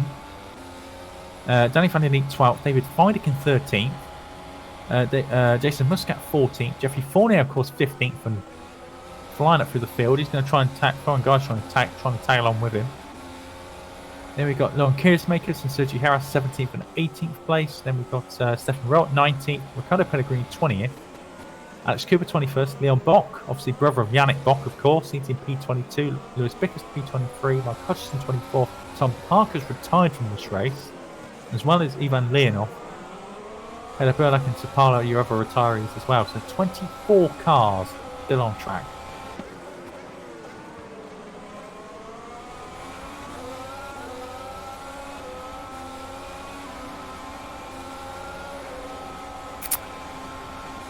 Yeah, these three now. Look at this, getting closer and closer now at front of the field. Dennis Jordan is now, it looks like he's holding him up a little bit now, it looks like to me. Yannick Bock and Simoncic is attacking. Simoncic looking down the inside all over the back of Yannick Bock. Championing or waiting, of course. He won't want to be pressured too much, but I suppose if worst case scenario, he could just force Yerny through, but the mentality of the Evolution boys is not to do that. Race hard, race fair. Yannick still holding on to his P2. Brewer, Schmidt, Kilt, Moose, Musculi, Panzer, still these 6 cars behind. I think here comes the attack. If we go back up front, Simmons is trying to attack Yannick Bock into turn 1. Is Bock going to try to make it difficult? He is. And Simmons is down the inside. Bit of contact there. Simmons just gets sideways, but he holds on to it. That was some rough stuff there. Tough stuff, more like, I should say. But holds on to it. Everyone gets away with it. And looking further behind, right, Kilk's making a move down on inside of Lucas Schmidt for P5. Here we go. The Epic Racing side by side with the Vauxball. He's out of turn 5. And right, Kilk around the outside of Schmidt. Look at this. That's going to be a great move. Brilliant pass. Absolutely brilliant pass there from the Estonian to get past Lucas Schmidt. Now he's under pressure here from Moose. But take a bow. Right, Kilk. That was absolutely superb stuff. Epic Racing. I don't know what you've been feeding your drivers here today, Lee Davidson, but they're absolutely on fire with moves today. Brilliant stuff. Told you right, Kilk was taking lessons, wasn't he, from old Mr. Fournier from earlier on. He's really delivered. Fournier is actually up to P12, just to let you guys know. He's actually got ahead of Feideck. Florian Gaia is the man. He's trying to now pass Feideck as well. But Brian Panzer now pits for Red Bull Street Fighter. Lap 45, so 26 to go. I think the sensible decision here for Panzer, stick on some super softs and try and get to the end. Let's find out. No, he goes ultras. Looks like the 2. Someone managed 23 laps earlier on super softs with a much heavier car. It's going to be difficult, I think, to get that car to the end. It's going to be very difficult. I wouldn't say impossible, but you just have to take those tyres easy. But it looks like now we're going to get to the last round of pit stops. Very, very shortly. Last pit stops of the season.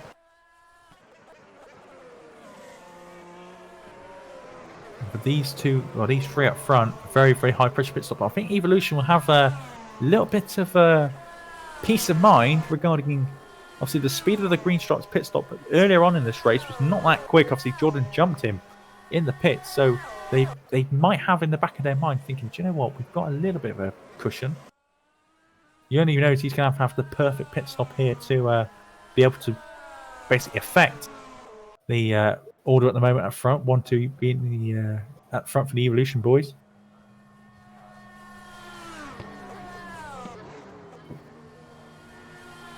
Behind them, right kilt. I think there's been another pit stop. There it is. Dan Brewer's in the pits. Supersoft's going on that car. And he's going to come out well behind. Fournier's actually up to 9th. I think there's been a few more pit stops. He's miles ahead of the likes of Brewer. But I think Fournier might have to do another stop, of course. But he's going to be pushing on now. Brewer in 13th. Keersmaker's under pressure now. Robin Panzar. They make contact. The P14 here. Panzar trying to get around the outside of the Brasilia car. I think Keersmakers is still at the line. Oh, and Panzar tries to go for it. Can't make it this time. So yeah, Keersmakers holds on for now. And battle for the lead. Yannick Bock down the inside of Dennis Jordan. What a vital move this could be for the championship in some ways. Stopping Jordan from winning it, that's for sure. Regarding he has to take the race victory here to have any chance. And Yannick Bock's saying, no, not any of that. Jordan's fighting back, of course. Down the inside, they're both side by side. Oh, and Yannick Bock holds on to it. Simracing is going to be licking his lips here and rubbing his hands together to try and capitalise on this. He's got nothing to lose, of course. To go round Cover the Soul.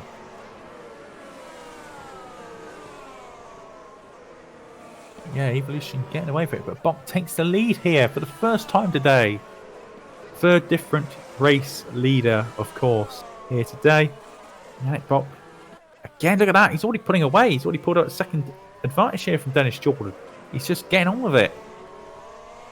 Now, what is Dennis Jordan going to do in response? Because it looks like to me, I don't know if there's a mistake somewhere, but if that's just solely tyres, Jordan's going to have to respond, but he's not doing it for now. One man he might respond in some respects is Yuni Simicic. He's got DRS. He's attacking the German. He's saying no, not this time round. Maybe another lap. The man in the pits. Busy pit lane again. Right kilt, Gareth Musculi, 6th and 7th. As they make their way down pit lane here. And I suspect we're going to see some ultra softs on a couple of these cars. Yes, we are. Right kilt. Musculi, they're both going for it. Ultra softs, they're going to be the first ones you can definitely say, yeah, they're going to make it to the end. Brewer as well, actually, in that fact. He's on super softs. They're going to be coming out together. Brewer's going to be ahead of them. Panzar's also going to be ahead of them as well. And Right Kilt comes out in 13th. He's got the Brasilia car alongside. Brasilia car's got the line. There he goes. Cuts across. Right Kilt got it again to do. Musculi 15th from the last points position. Remember, he'll make up a few places, of course.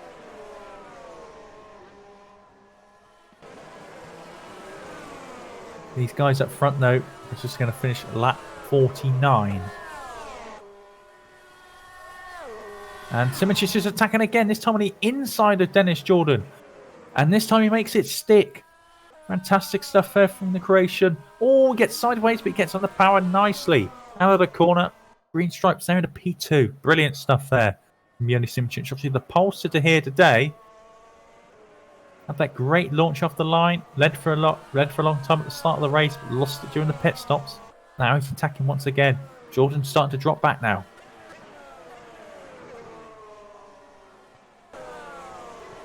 Lucas Schmidt, of course, again, he hasn't pitted yet, of course, as well. He's still in P4. He's lost 7 seconds now behind the lead group, but still a real valiant effort here from the Super League Lights champion. I say we're all looking forward to see how he does next year, given the full pre-season practice in the new 2020 cars. Obviously, you can test them out. We expect them to be out around about January time. We get full announcements, obviously, in December the 7th for GPVWC Day in Malta this year on the weekend of December the 7th. That's on the Saturday as well. And I do believe... Oh, look at this nice little battling we got down here. Muscat, P7. Brewer in P8. We've got David Fidey, who, of course, hasn't... he has to make a stop, it looks like to me, because he's going pretty slowly on those tyres. As Robin Panzar just shoots past him as well. Hawkeye really having a rough year this year. And not been a good year. And we got pole position, of course, didn't they? The first round of the season with Liam DeVal, of course, in the car. And things have just gone downhill from there, really. But Violet now in the pits as well. This is a year he'd want to forget. Oh, I've just seen contact there between Kilk and Keersmakers.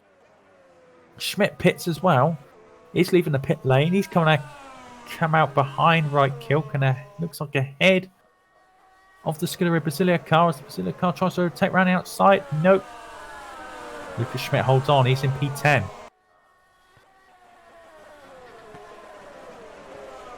As it looks like as well, we've had Yannick Bock pit as well. He's in P5. Something I've missed off camera. I do apologise, but he's come out again on super soft, ultra soft tyres. And these leaders now pet in response. Simoncic, Jordan. Now Jordan can make it. Can he make it 2 out of 2?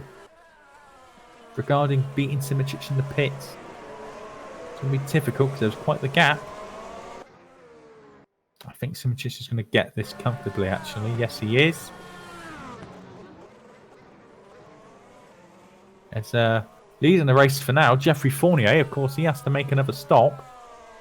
But Fournier now out in front for now. He's got gap 7 seconds ahead of Florian Gaia. Of course, he has to make another stop as well. And then you've got Yannick Bock still leads, and Simoncic and Jordan. These three now, a bit spread out now. So it's now literally going to be no dirty effort now. Just going to push as hard as they can while keeping the tyre life as good as possible. Dan Brewer in 6th. Panzar in 7th. I think he has another stop to make as well. Right, Kilkin 8th. Schmidt now 9th. Keersmaker's 10th. He's got Moose and Basculi tracking every move. Roat 13th. Pellegrini 14th. Milnek in 15th place. Paolini, Van den Neet, Cooper, David Fide comes out in 19th place after his pits up. Mark Hutchison 20th. Jason Muscat now in 21st. He's experienced a couple of problems, it looks like to me. He's running much higher up than that earlier on. Sergi Harras. And then Leon Bock as well, down in P23. And Lewis Bick is still the last runner for the time being. Interesting to see if Geoffrey Fournier was to come out of the pit, or pit where he's going to come out. I suspect he's going to come out around about P7, P8, that sort of area, if he was to pit now. Which would 90, well, 8, it'd be 18 laps to go after this lap. And he is doing a different strategy. He's in a position to get some good points still for the team, even with this alternate strategy. Likewise, Florian Gaia, he's currently in P2. You know, I expect him to be around sort of top 10 position when he comes out of the pits as well. It's been fantastic competition so far today. Everyone really closely matched. Obviously, a track like this does promote really close racing. You know, qualifying times ridiculously close once again.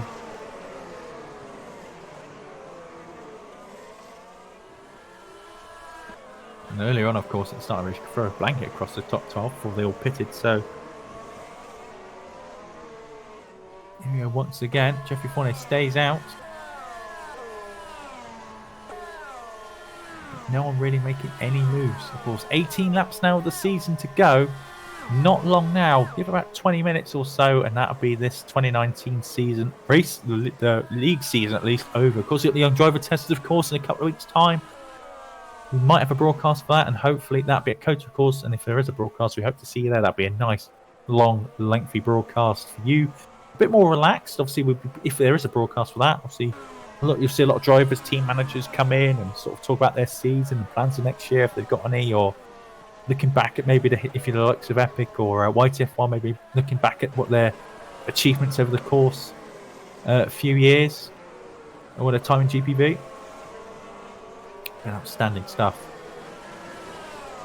But now, under pressure now, Florian Gaia is dropped a lot of time to the likes of Fournier. Fournier's really gone with it.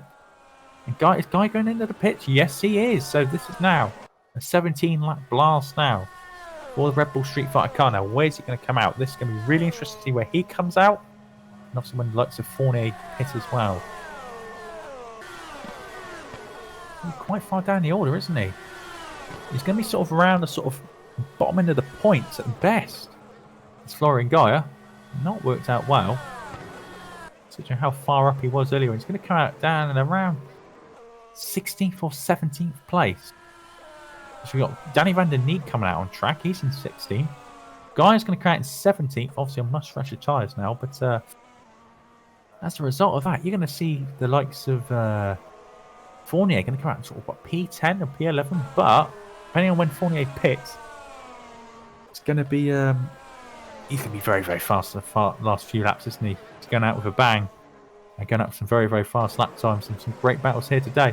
But now Simracing starting to get the hammer down himself. Trying to attack the champion, awaiting Yannick Bock here today.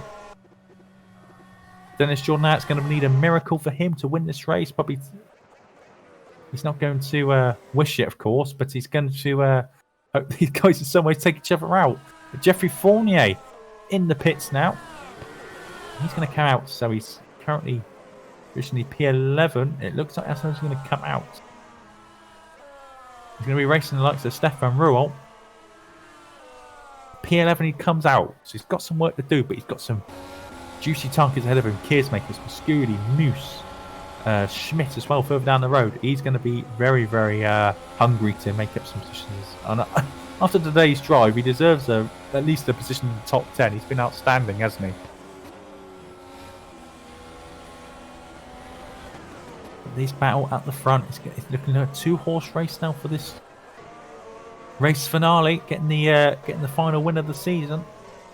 Simracing is going to give it his damnedest shot. You know, he's in the Green Stripes car. They haven't had a win in many, many years.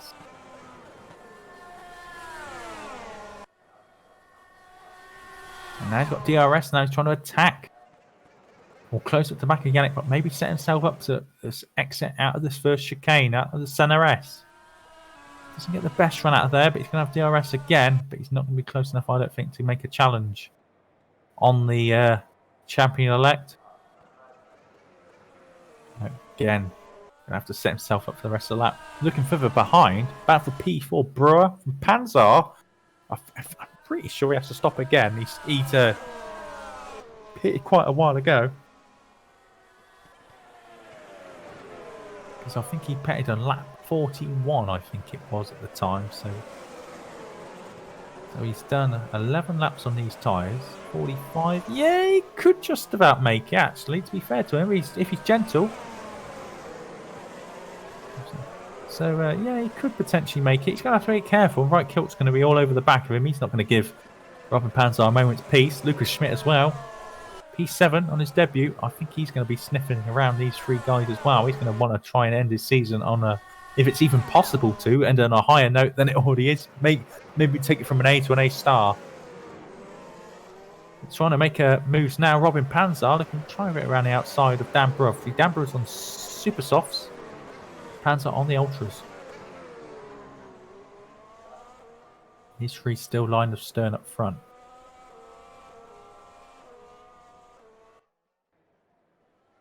But no real moves being made. Everyone trying to set each other up. Simracing still about half a second behind Yannick Bock. And then behind them, Brewer, Panzer, Kilk, and Lucas Schmidt. There's 4 different cars in the fighting for these 4 positions. Noose and Musculi as well. These two can tag along. That'd be 6 different cars fighting for 4th position, which is just a great effort for the league. I think, you know, it just shows how close it's been this year. We've had so many types of car winning engine manufacturers as well. Obviously, Reventon winning as well in Canada. So it's been a great year for teams, competitiveness alike as well. A lot of different winners, a lot of different teams winning as well along the way.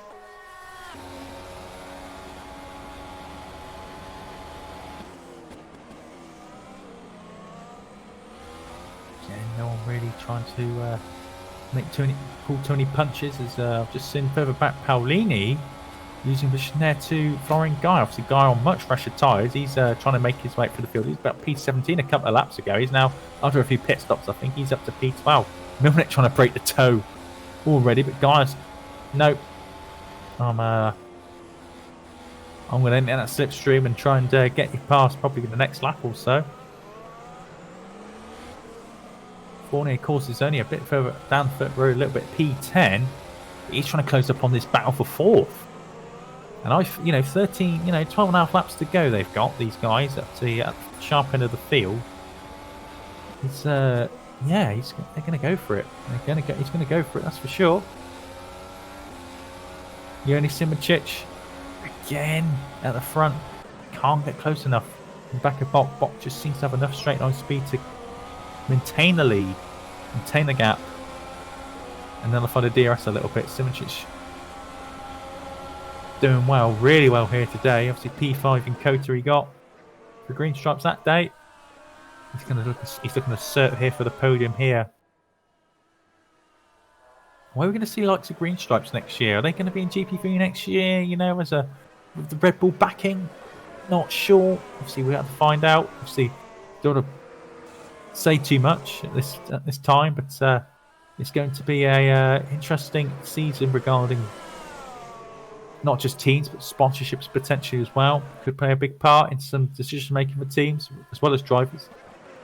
As even Leonov's finally left the game, so he's been long gone retired. So said foreign guy has now passed Milnek up into P11, and Fournier now is getting very, very close to the back now with Lux and Mascudi and Moose and Schmidt. This battle ahead of him, he can see fourth place up the road, but Brewer leading that charge at the moment. Panzer still trying to attack, trying to set himself up. He hits the anti-curb on the inside. Just Robin Panzer doesn't get the best run out of there. And they're all getting nice and close now. Look at this. Throw blank over these 7 cars almost now. 4th to 10th. And also the front 3. Jordan's now got himself back into this fight at the front.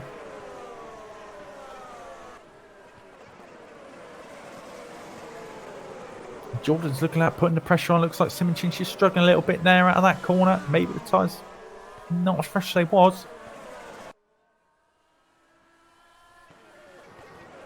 Again, these 3 going to be closing up, and DRS this next round, lap 61. They'd have just completed onto lap 62. Straight line speed 200 miles an hour, or if you're in kilometers, about 320 kilometers an hour as well. Super quick stuff. Speaking of super quick, is he going to be super late on the brakes, right, Kilt? No, he's not quite late enough. Gets the apex. Nicely though, Panzer defends well. And now Fournier's on the tail. He's on the tail of this group. So these 7 cars now welded together pretty much. You can't really, sorry for the guys at the back of the field, but you can't really take your eyes off these 2 battles at the front. You know, the battle for P1, these 3 fight for the podium, and then Bruh doing a great job holding these guys up at the front of the field. And for those of you watching at home, I hope you had a great evening's entertainment here, watching the season finale here for 2019. I hope it whets your appetite for 2020 a little bit more.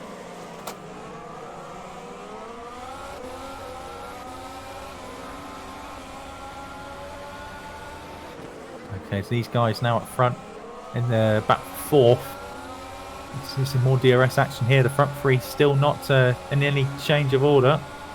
No one's looking for any moves. I think this battle for 4th, there might be 1 or 2 trying to maybe sniff for a move down the inside into the center S. Panzer trying to have a little look. See if Brewer's willing to give up any space, but he's not.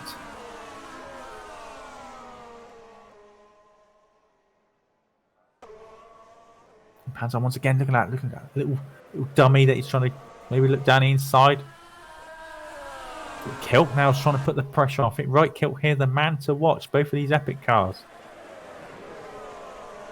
What a great way for them to, maybe not points-wise, but, you know, from a racing perspective, what a great way to bow out here today. Kilk and Fournier, they've been outstanding. Definitely my team of the race regarding entertainment.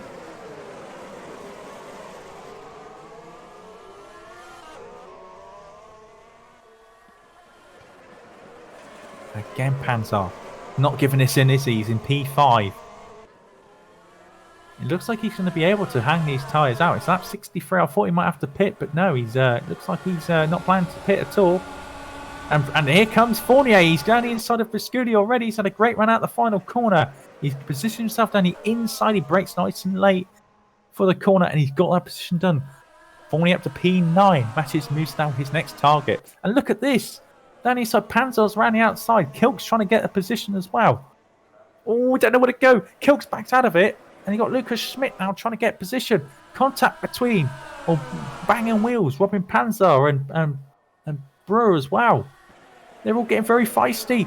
Oh, and down inside, contact between them. It's going to end up in a collision. It is. And there goes Panzer. There goes Kilk. It's a disaster. It's carnage. Schmidt spins around. Noose. Panzer as well. There's got to be a replay after this. But look at this. All contact there between Schmidt and Panzer as well.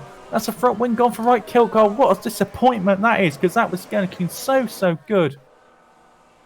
I'm just going to try and see what happened here, because I think it's worth a replay.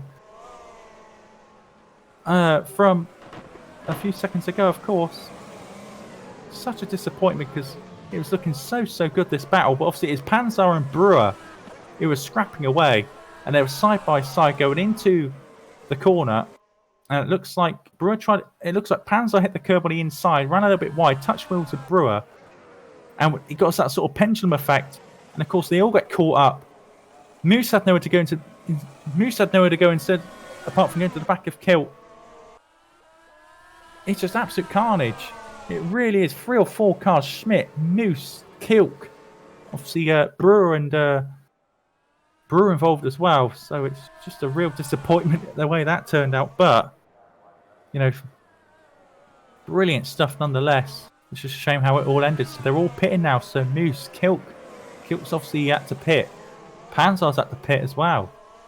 But that means some of the guys like Stefan Roll, David Fider, Makers, Muscat, they've all been promoted as a result. Where? So how does that all come out? So obviously you got Yannick, but we're going to focus now on the front 3 for a second, just to stabilise ourselves again, because that was a bit of a heart-stopping moment for a lot of those guys, and a few very sad faces in the broadcast and the viewers at home, because that was a great scrap. But Box still leads from Simoncic, and Simoncic is attacking now. We've not forgotten about this fight. At the front with 5.5 laps to go. They're still going at it. But Fournier's up the 4th. Brewer's still gone down 1 place to 5th. Muscula's been the biggest winner out of that. He's in P6. Outstanding stuff. Florian Gaia and Schmidt just about survived. I mean, they got affected, but no real damage done, you could say. Dino Paolini, P9 from Mazurek. A great effort from him. He's sort of gone through the back door almost in this race. P9 from Mazurek, great stuff from him. I hope he can hold that, because that's a brilliant result from Mazurek. Nonetheless, they really needed the points. Milnik in 10th, Muscat in 11th, Danny van den Eeten 12th for Storm Racing. Nice stuff from them. Keersmaker's 13th, Feidik in 14th, and Stefan Roll in P15 as it stands. So that's all materialised there. I hope you've all caught up after that. I'm a bit out of breath after that, I must say. But Yannick Bock still holding out this lead. They got a back marker ahead now, of course. That is Lewis Bickers, the sole madcape in this race, of course. A disappointing season for them, really, as well. Madcape, you know, it's one of those that, you know, you don't know if they're going to show up, or if one turns up or both turns up. You don't know from week to week, really. It's been a disappointing one for them, really. It's say 1 or 2 question marks over their potential future in the sport, where they potentially enter next year. Not too sure. Obviously, we'll find out when that comes out as well. There's the front 4. Bot, Simoncic and Jordan the front 3. Fournier in 4th. He's going to be flying. Right, fastest lap of the race now. Robin Panzer on a 6.3. 106.3 there for him. Musculi, almost again himself coming through the back door. P6 for Edenis. And I think as it stands, do maybe some calculations, I think Edenis would actually get just about enough points to overcome or overtake Scuderia Brasilia in the standings as well, because they're level on points, of course, as the race unfolded. I think as if it stand now, they would just about stay ahead of Scuderia Brasilia. I think there might be a point or 2 in it, because obviously 10th and 12th, you get quite a few points for 10th and 12th as well. I think you get a couple more points if you finish just a sole P6, which is where Edenis are and Scuderia is at the moment.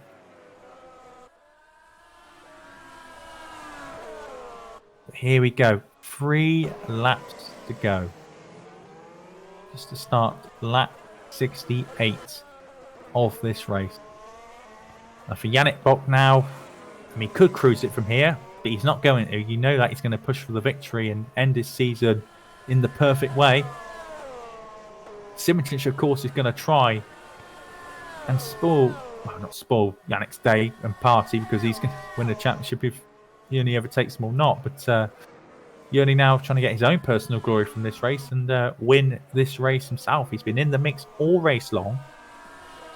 I've got to say, if you applaud Joni's efforts here, because obviously the Green Stripes car, not the best car. In Joni's hands, really, really impressive in the last couple of rounds. And taking it to the Evolution boys here today, and trying to, spoil the perfect day for Evolution. Geoffrey Fournier as well, obviously on the three-stop strategy, been outstanding in his overtakes today. P4 for the Frenchman. Really, really impressive stuff here from him. Brewer and Mascudi 5 and 6. Geyer in 7th as well. Of course, no, count him out. He's free-stopped it as well today. And P7 will be a great result here for Red Bull Street Fighter. P7 and P down the order. Actually, no, Panzer, of course, was involved in that incident as well. So he's down in 17th place. It's looking so good for them. There's still some handy points there for Street Fighter chance things. Lucas Schmidt has debuted P8. Paolini is now taking it to Lucas Schmidt. And now Schmidt probably has damaged tyres or damaged car after that incident. And now Dino Paolini here from the Zurich is now looking for a chance here to pass the Super League Lights champion.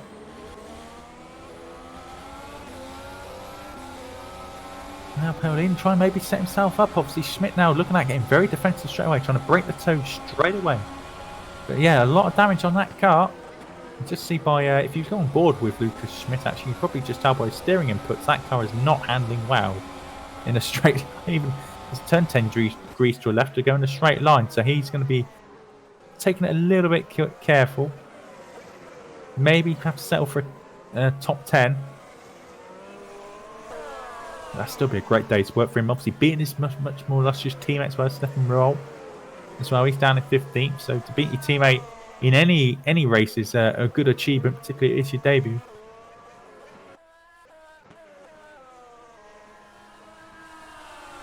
To say, we've just caught off camera, Joni Simracing has gone past into the lead. He's taken the lead here. I think it's into turn 1. Simracing had the DRS. And he's got past it. Oh, Box attacking. Box trying to retake the place. These two fighting for the championship here today. And Simracing holds it around the outside. Great stuff. So Joni Simracing here. With, of course, the final lap now of the season. Half a lap to go. Can Simracing hold on here to this amazing victory here for Green Stripes? Probably a little bit unexpected in some respects. But here he comes now, right in the final corner. Joni Simracing. He's been outstanding today. He's pounced when it mattered. He's just got a final few hundred yards to the line. DRS going to be activated for Yannick Bock. Joni Simracing here takes the checkered flag. But Yannick Bock as well takes the 2019 WTF1 Super League champion here today in GPVWC. An outstanding achievement here from the German.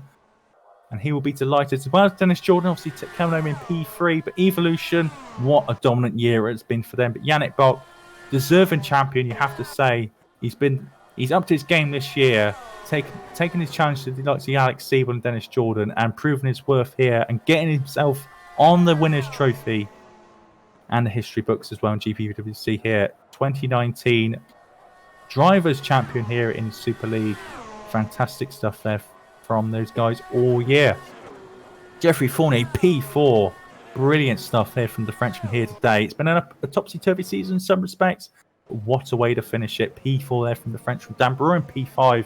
Eros Masculi, again, up and down season for him. Obviously took a race win, but it's had plenty of low points as well.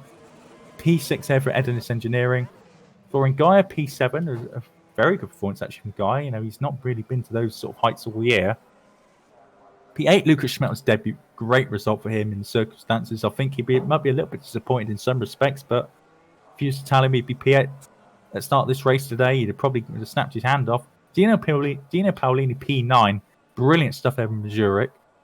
Milnick in P10. You got Keersmakers in the second of the Skoda Brasilia cars, P11. Jason Muscat at P12 from David Fidek, P13. It's been a tough year there for the double world champion.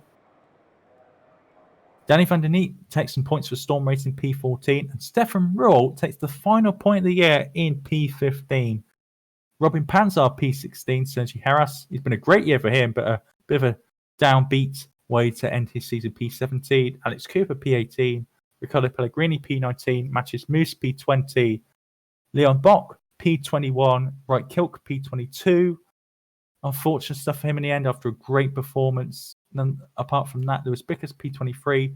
Retirees: Mark Hutchison, Tom Parker, Ivan Leonov, Peter Burlak, and Gamalo Sapala as well.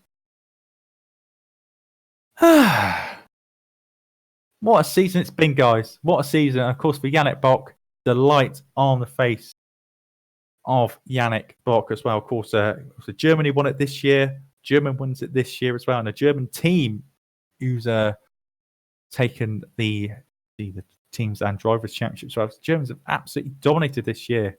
You know, Yannick Bock, Dennis Jordan. Disappointed that Siebel obviously couldn't make it here tonight. Alex Siebel, but a worthy champion nonetheless. I hope he's tuning in tonight. He's been a worthy champion, and we hope to see him on the grid in 2020 as well. And we wish you as well, Alex, a speedy recovery from your broken arm as well. But yeah, just let us know what your thoughts are as the season, guys. You know, it's been a brilliant season. Before I go to the interviews, I just want to thank everyone who's been involved this year. It's been a brilliant season. It's been an absolute pleasure to be commentating here this year with the likes of obviously Jake Sanson, Tom Parker, Caitlin Penny as well.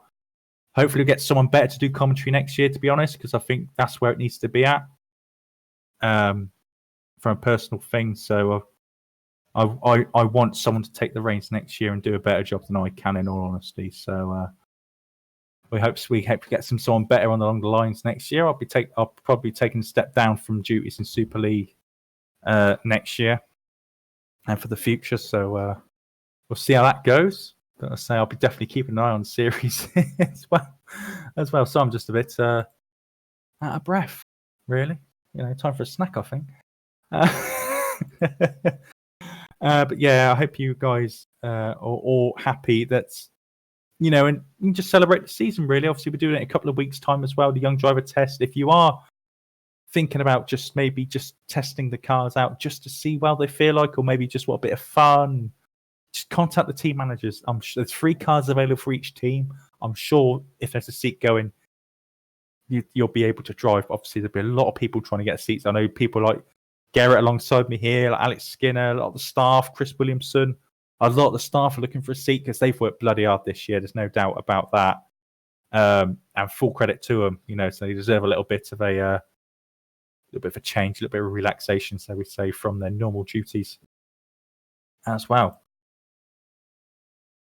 But I hope you've all enjoyed that. Obviously, we're going to now go to the interviews as well, and we're probably expecting a queue of people ready to chirp in and listen to my miserable face as well, to see how we see how people are feeling. As we are just trying to get out of the game. Actually, it's a bit on the slow side. Come on, our factor. Done your work for this year. Let's you can save yourself now to 2020. There we go. So, first of all, I'm going to bring in today's race winner and a fantastic performance indeed for not only himself, but for Green Stripes here today. Yerny Simoncic, absolutely fantastic. You know, I wouldn't say the perfect race, Yerny, but the start, obviously the pole position, the race start, you've led for the whole first stint. You had to work hard after the first pit stop, Yerny, but you know, you got the result when it mattered. Yeah, I guess I learned a little bit from the last round when I got absolutely destroyed during the pit stops. So I knew that I had slower tire changes, so that I will at least lose a position or two during the pit stops. But yeah, I saw that I could at least keep everyone behind while still doing really slow laps in the first stint, and tire wear was fine. And yeah, I guess then just everything unfolded, and tire wear came towards me in the second stint quite unexpectedly. And so yeah, I could stretch the stint and have fresher tires in the end. Yeah, it's the perfect plan. Obviously, you know, it must have been a bit awkward in some aspects that you're fighting against two championship rivals here today, but I was sending a broadcast. You're racing your own race. You have nothing to lose. You had a great run out in Kota as well. P5 there. You're a world-class talent, as everyone knows here. So to get the win today, obviously a big boost for you and Green Stripes. What's your plans? You got any plans for next year? You thinking about having another crack at full season at Super League, or have you got other commitments? It's so much long till the next year. At the moment, the only thing that I have on my mind is that I finally got the Super League victory, which I wanted to get for quite a long time. But since I'm not doing it full time, it was not really possible. But yeah, finally now I get it. And yeah, about fighting with the Yannick and Denis, who were themselves fighting, I knew that I don't want to mess up with them. But in the end, I saw that it doesn't matter if I attack Denis or if I attack Yannick, that Yannick would win the championship anyway. So I had nothing on my mind to prevent me from pushing like crazy. And for the next year, yeah, the second thing that I have on my mind after the victory is Vienna A1 esports racing this weekend, which I'm leaving in like 14 hours. So at the moment, I don't really have a single thought about next year, or I'm trying not to have, because I really have to concentrate now on the weekend. Well, wish you all the best for your real life commitments as well, and the other competitions that you're taking part in. Obviously, I have watched you a few times before in these events, so we all know your skill and your talent. But if you, just out of respect to you, Uni, if any of you managers have got a spare seat, at least ask this man for a full-time seat next year if he can do it. That's my message out to the managers, Uni. Okay, because you deserve. We'd love to see you have a full crack if you've got the time and ability to practice for these events. We'd love to see you back next year if you can. But congratulations on tonight, at least, Uni. Outstanding race. Great to see you take part in the series once again, and we hope to see you again in the future, mate. And have a good drink tonight because you deserve it. Yeah, thanks a lot. You take care. I might as well rack up a few other interviews as well while I'm here. I'm just going to now bring in our championship winner for tonight, Yannick Bock, our 2019 WTF1 GPVWC champion here today. Yannick, nearly the perfect end. Obviously, you only picked you to the post there for the finish, but could care less in any respects. You've won the championship today. You've had a brilliant season, super consistent. How are you feeling? Yeah, not good. I wanted to win the race, honestly, but yeah, it's always a shame if you get past in the last lap and just finish P2. But yeah. First of all, big shout out to my friends, Pascal and Jonas. Normally we would play on Thursday Football Manager, but we can't because I have to race and they let me race, and I appreciate that. Yeah, big shout out to them. And always, I said I'm very happy with Dennis and Alex, how we're working the whole season. It was a joy. We had so much fun testing every race. And so much inside jokes, and it's always fun with them. Now I'm very happy that the season is over, and I'm glad that we win both championships. Excellent. I got a bit sidetracked then. I thought I heard those wonderful words, football manager, just for a minute then. Yeah. Oh, you could always. I run a game all the time, Yannick. You can always join me, or any of your mates want to. That's fair enough. But honestly, Yannick, your dreams come true. Obviously, took part a little bit last year. Obviously, won races before. Coming this year, did an outstanding job this year as well. So obviously, got the prize money as well. I think 600 euros you'll collect as well as a driver in the team as well. 600 euros as well will collect as well for Dennis. So the perfect year. Not just the fact you did win the season, I think, as well, but the way you did it. Outstanding. Really is outstanding. Okay, thank you. Yeah, I'm looking forward to get that prize money. Then I can spend it in some beer or a better rig. And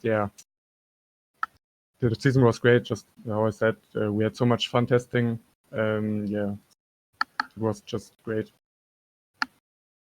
And will you be back next year to defend your championship? I cannot say something about next year because we didn't talk. We don't know what will happen in GPWC.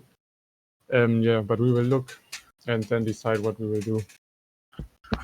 That's fair enough. I know a lot of us are, it's been well publicised and forums and chats that be concerning. But hopefully we can next year, whatever happens. Obviously, we'd love to see you back defend your title. But whatever happens, Yannick, we wish you all the best, and we'll hope to see you not just in GPVWC but other leagues and other sims in the future as well. Because as you know, there's a lot of good leagues out there as well. So whatever you get up to next year, Yannick, we wish you all the best. Thank you. Just you're going to bring your team boss and championship rival into the room as well. Now, Dennis Jordan, he's had a fantastic year. Obviously, runner-up this year, beating the former champion Alex Siebel in the process. Obviously, it's a shame not to see Alex here today take part, but I disagree. It was an awesome race without him. Oh dear, yeah, but it was a superb race, to be fair. I mean, you three up front, obviously South, Yannick, Yerny, and then you had other fights as well at the beginning as well. It was an outstanding event and a great way to round up the season for you. Well, you three being a great advocate for the league. You've been fantastic. I completely agree. Thank you. So obviously, wasn't really in the run for the championship here today. It was Yannick's to lose, and it's tough for you to win today. But you must be immensely proud of the season, not just for your own personal achievements, for the team as well. I think you've ended up at the season like 540 points. I think around that sort of 541 points. I think you've ended up this year, or around that sort of figure. Maybe 535. I got the maths wrong a little bit, but outstanding stuff, and just annihilated the opposition regarding the team's championship. Yeah, I think we had a really good year. I think we said before the season that really our main goal is to win the championship. If you look at, like, out of the 16 races, we didn't even win that many races. I think both of us had 3 wins, which isn't that much, especially if you kind of consider that we are 1 and 2 in the championship. But yeah, I think the whole year we just did the best job, and got basically maximum result. Yeah, it's been superb. Obviously, you'll be the recipient of a few quid as well, like Yannick will be. So congratulations on that as well. Obviously, a nice little Christmas bonus, shall we say, as well. Obviously, we spoke to Yannick about his plans next year. I think, are you in the same boat regarding you're not too sure what you're up to next year? I'm not sure what you said, so I don't want to agree with you. That's all right. Yeah, we will see. It's still like the next season is starting in, I don't know, like half a year. So it's a lot of time. We will see what happens then. Do it. No, it's been great year, and to you, Dennis and Yannick, congratulations on a fantastic year. And I'll say we all hope in the chat that we'll see you again next year as well to defend your not only drivers' championship, Yannick, but your teams as well. But whatever happens, I'll say we wish you all the best. Thank you. I'm just going to bring one more driver actually, because he's just, after today's performance, he's absolutely deserved an interview. I think Geoffrey Fournier, magnificent, and I think the chat will probably agree with me. Driver of the day by a country mile. I mean, regarding the racecraft, I mean, Yerny obviously took the race win. That was an outstanding achievement itself. But Geoffrey, we was watching you all through the race, particularly from after the first pit stop. Obviously, a different strategy, but you put off some cracking moves today. Well, it's mainly the crash at the end involving four guys, I think, that helped me. But yeah, I was struggling for tires, so I had no choice. I had to try something else. And then when I saw Flo aiming for a free stop, I told myself, okay, let's follow him and let's try and see what happens. And yeah, it worked in the end. So after a tough season, yeah, finally, so that's good. It's been a little bit up and down. Obviously, a very consistent year for Epic this year. You and Wright as well. Obviously, you'll both be free agents next year as well. Obviously, with the sad announcement, Epic's leaving the championship, leaving GPVWC career ladder after 10 years as well. You've been a big part of that history, and obviously taking their first Super League win as well last year in Australia, so you must be, you and Wright must be pretty leaving with a little bit of heavy heart regarding that. Yeah, well, real life hurt, and sadly Lee had to managing the team, and no one really was able to replace him. And Rob Mason is also very involved in DC duties, so no one couldn't really take the management side. And we thought it was best for Wright Gilk, for Chris Shepard to join another competitive team somewhere else, where they can show their full talent, because they really are talented. Yeah, we've seen they've both got huge talent under yourself as well, Jeffrey. You've really grown as a driver in the last few years, and you've always been that sort of assertive, never afraid to put a pass on someone. You've always been brave on that, but particularly today, you really showed your class. As we're going a great race driver, great racecraft here today. So again, we hope to see you in the league next year. Fingers crossed with another team. Is that the plan? We'll see. I don't know. Not as primary drive, at least. That's for sure. But yeah, I will still keep a look on the league, and maybe focusing on something else, on another series. I don't really know yet, so can't really tell. But yeah, thanks guys for the podcast, and thanks to Epic Racing, and also massive thanks to Red Archer for all the help since 2 seasons and a half. So yeah, well done to Yannick on title, well deserved. Yeah, the Evolution guys were clearly the quickest all the season, with Alex Ebel and Petar and Fabio Sixta. The top 5 was unbeatable in the driver standing.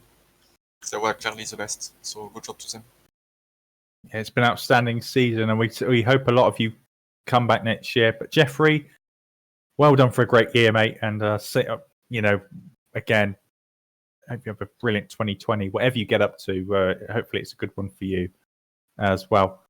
I think we'll round up the interviews there, but I just want to say a few things. First of all, and I mean this massive, huge amount, all the staff who's worked hard this year, been at the forefront, really worked their asses off all year, like the DC, the media, fantastic. Chris Williamson as well, the management. Thank you so much for being able to put this on. I know it's been tough for a lot of people this year regarding the staff, the drivers. There's been uncertainties here and there. But thank you for those guys who stuck around all year, who've behaved themselves. It's been great fun. It's been a good year in a lot of ways. It's obviously stuff to work on, but a great year nonetheless. Thank you. People like Alex Skinner, Gerrit De Vries here sat alongside me as well, Mike Pittman. All the commentators, you got like Mikey Bell, Caitlin Penny, sticking around all year, myself, Rodrigo, all the new ones, all the new staff is coming through as well, Rob Mason, DC duties as well. I could go on, but no as well.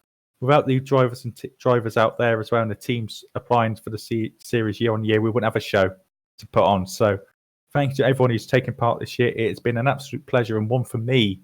It's the first time I've really been involved in a full season's racing myself as a team and as a commentator as well.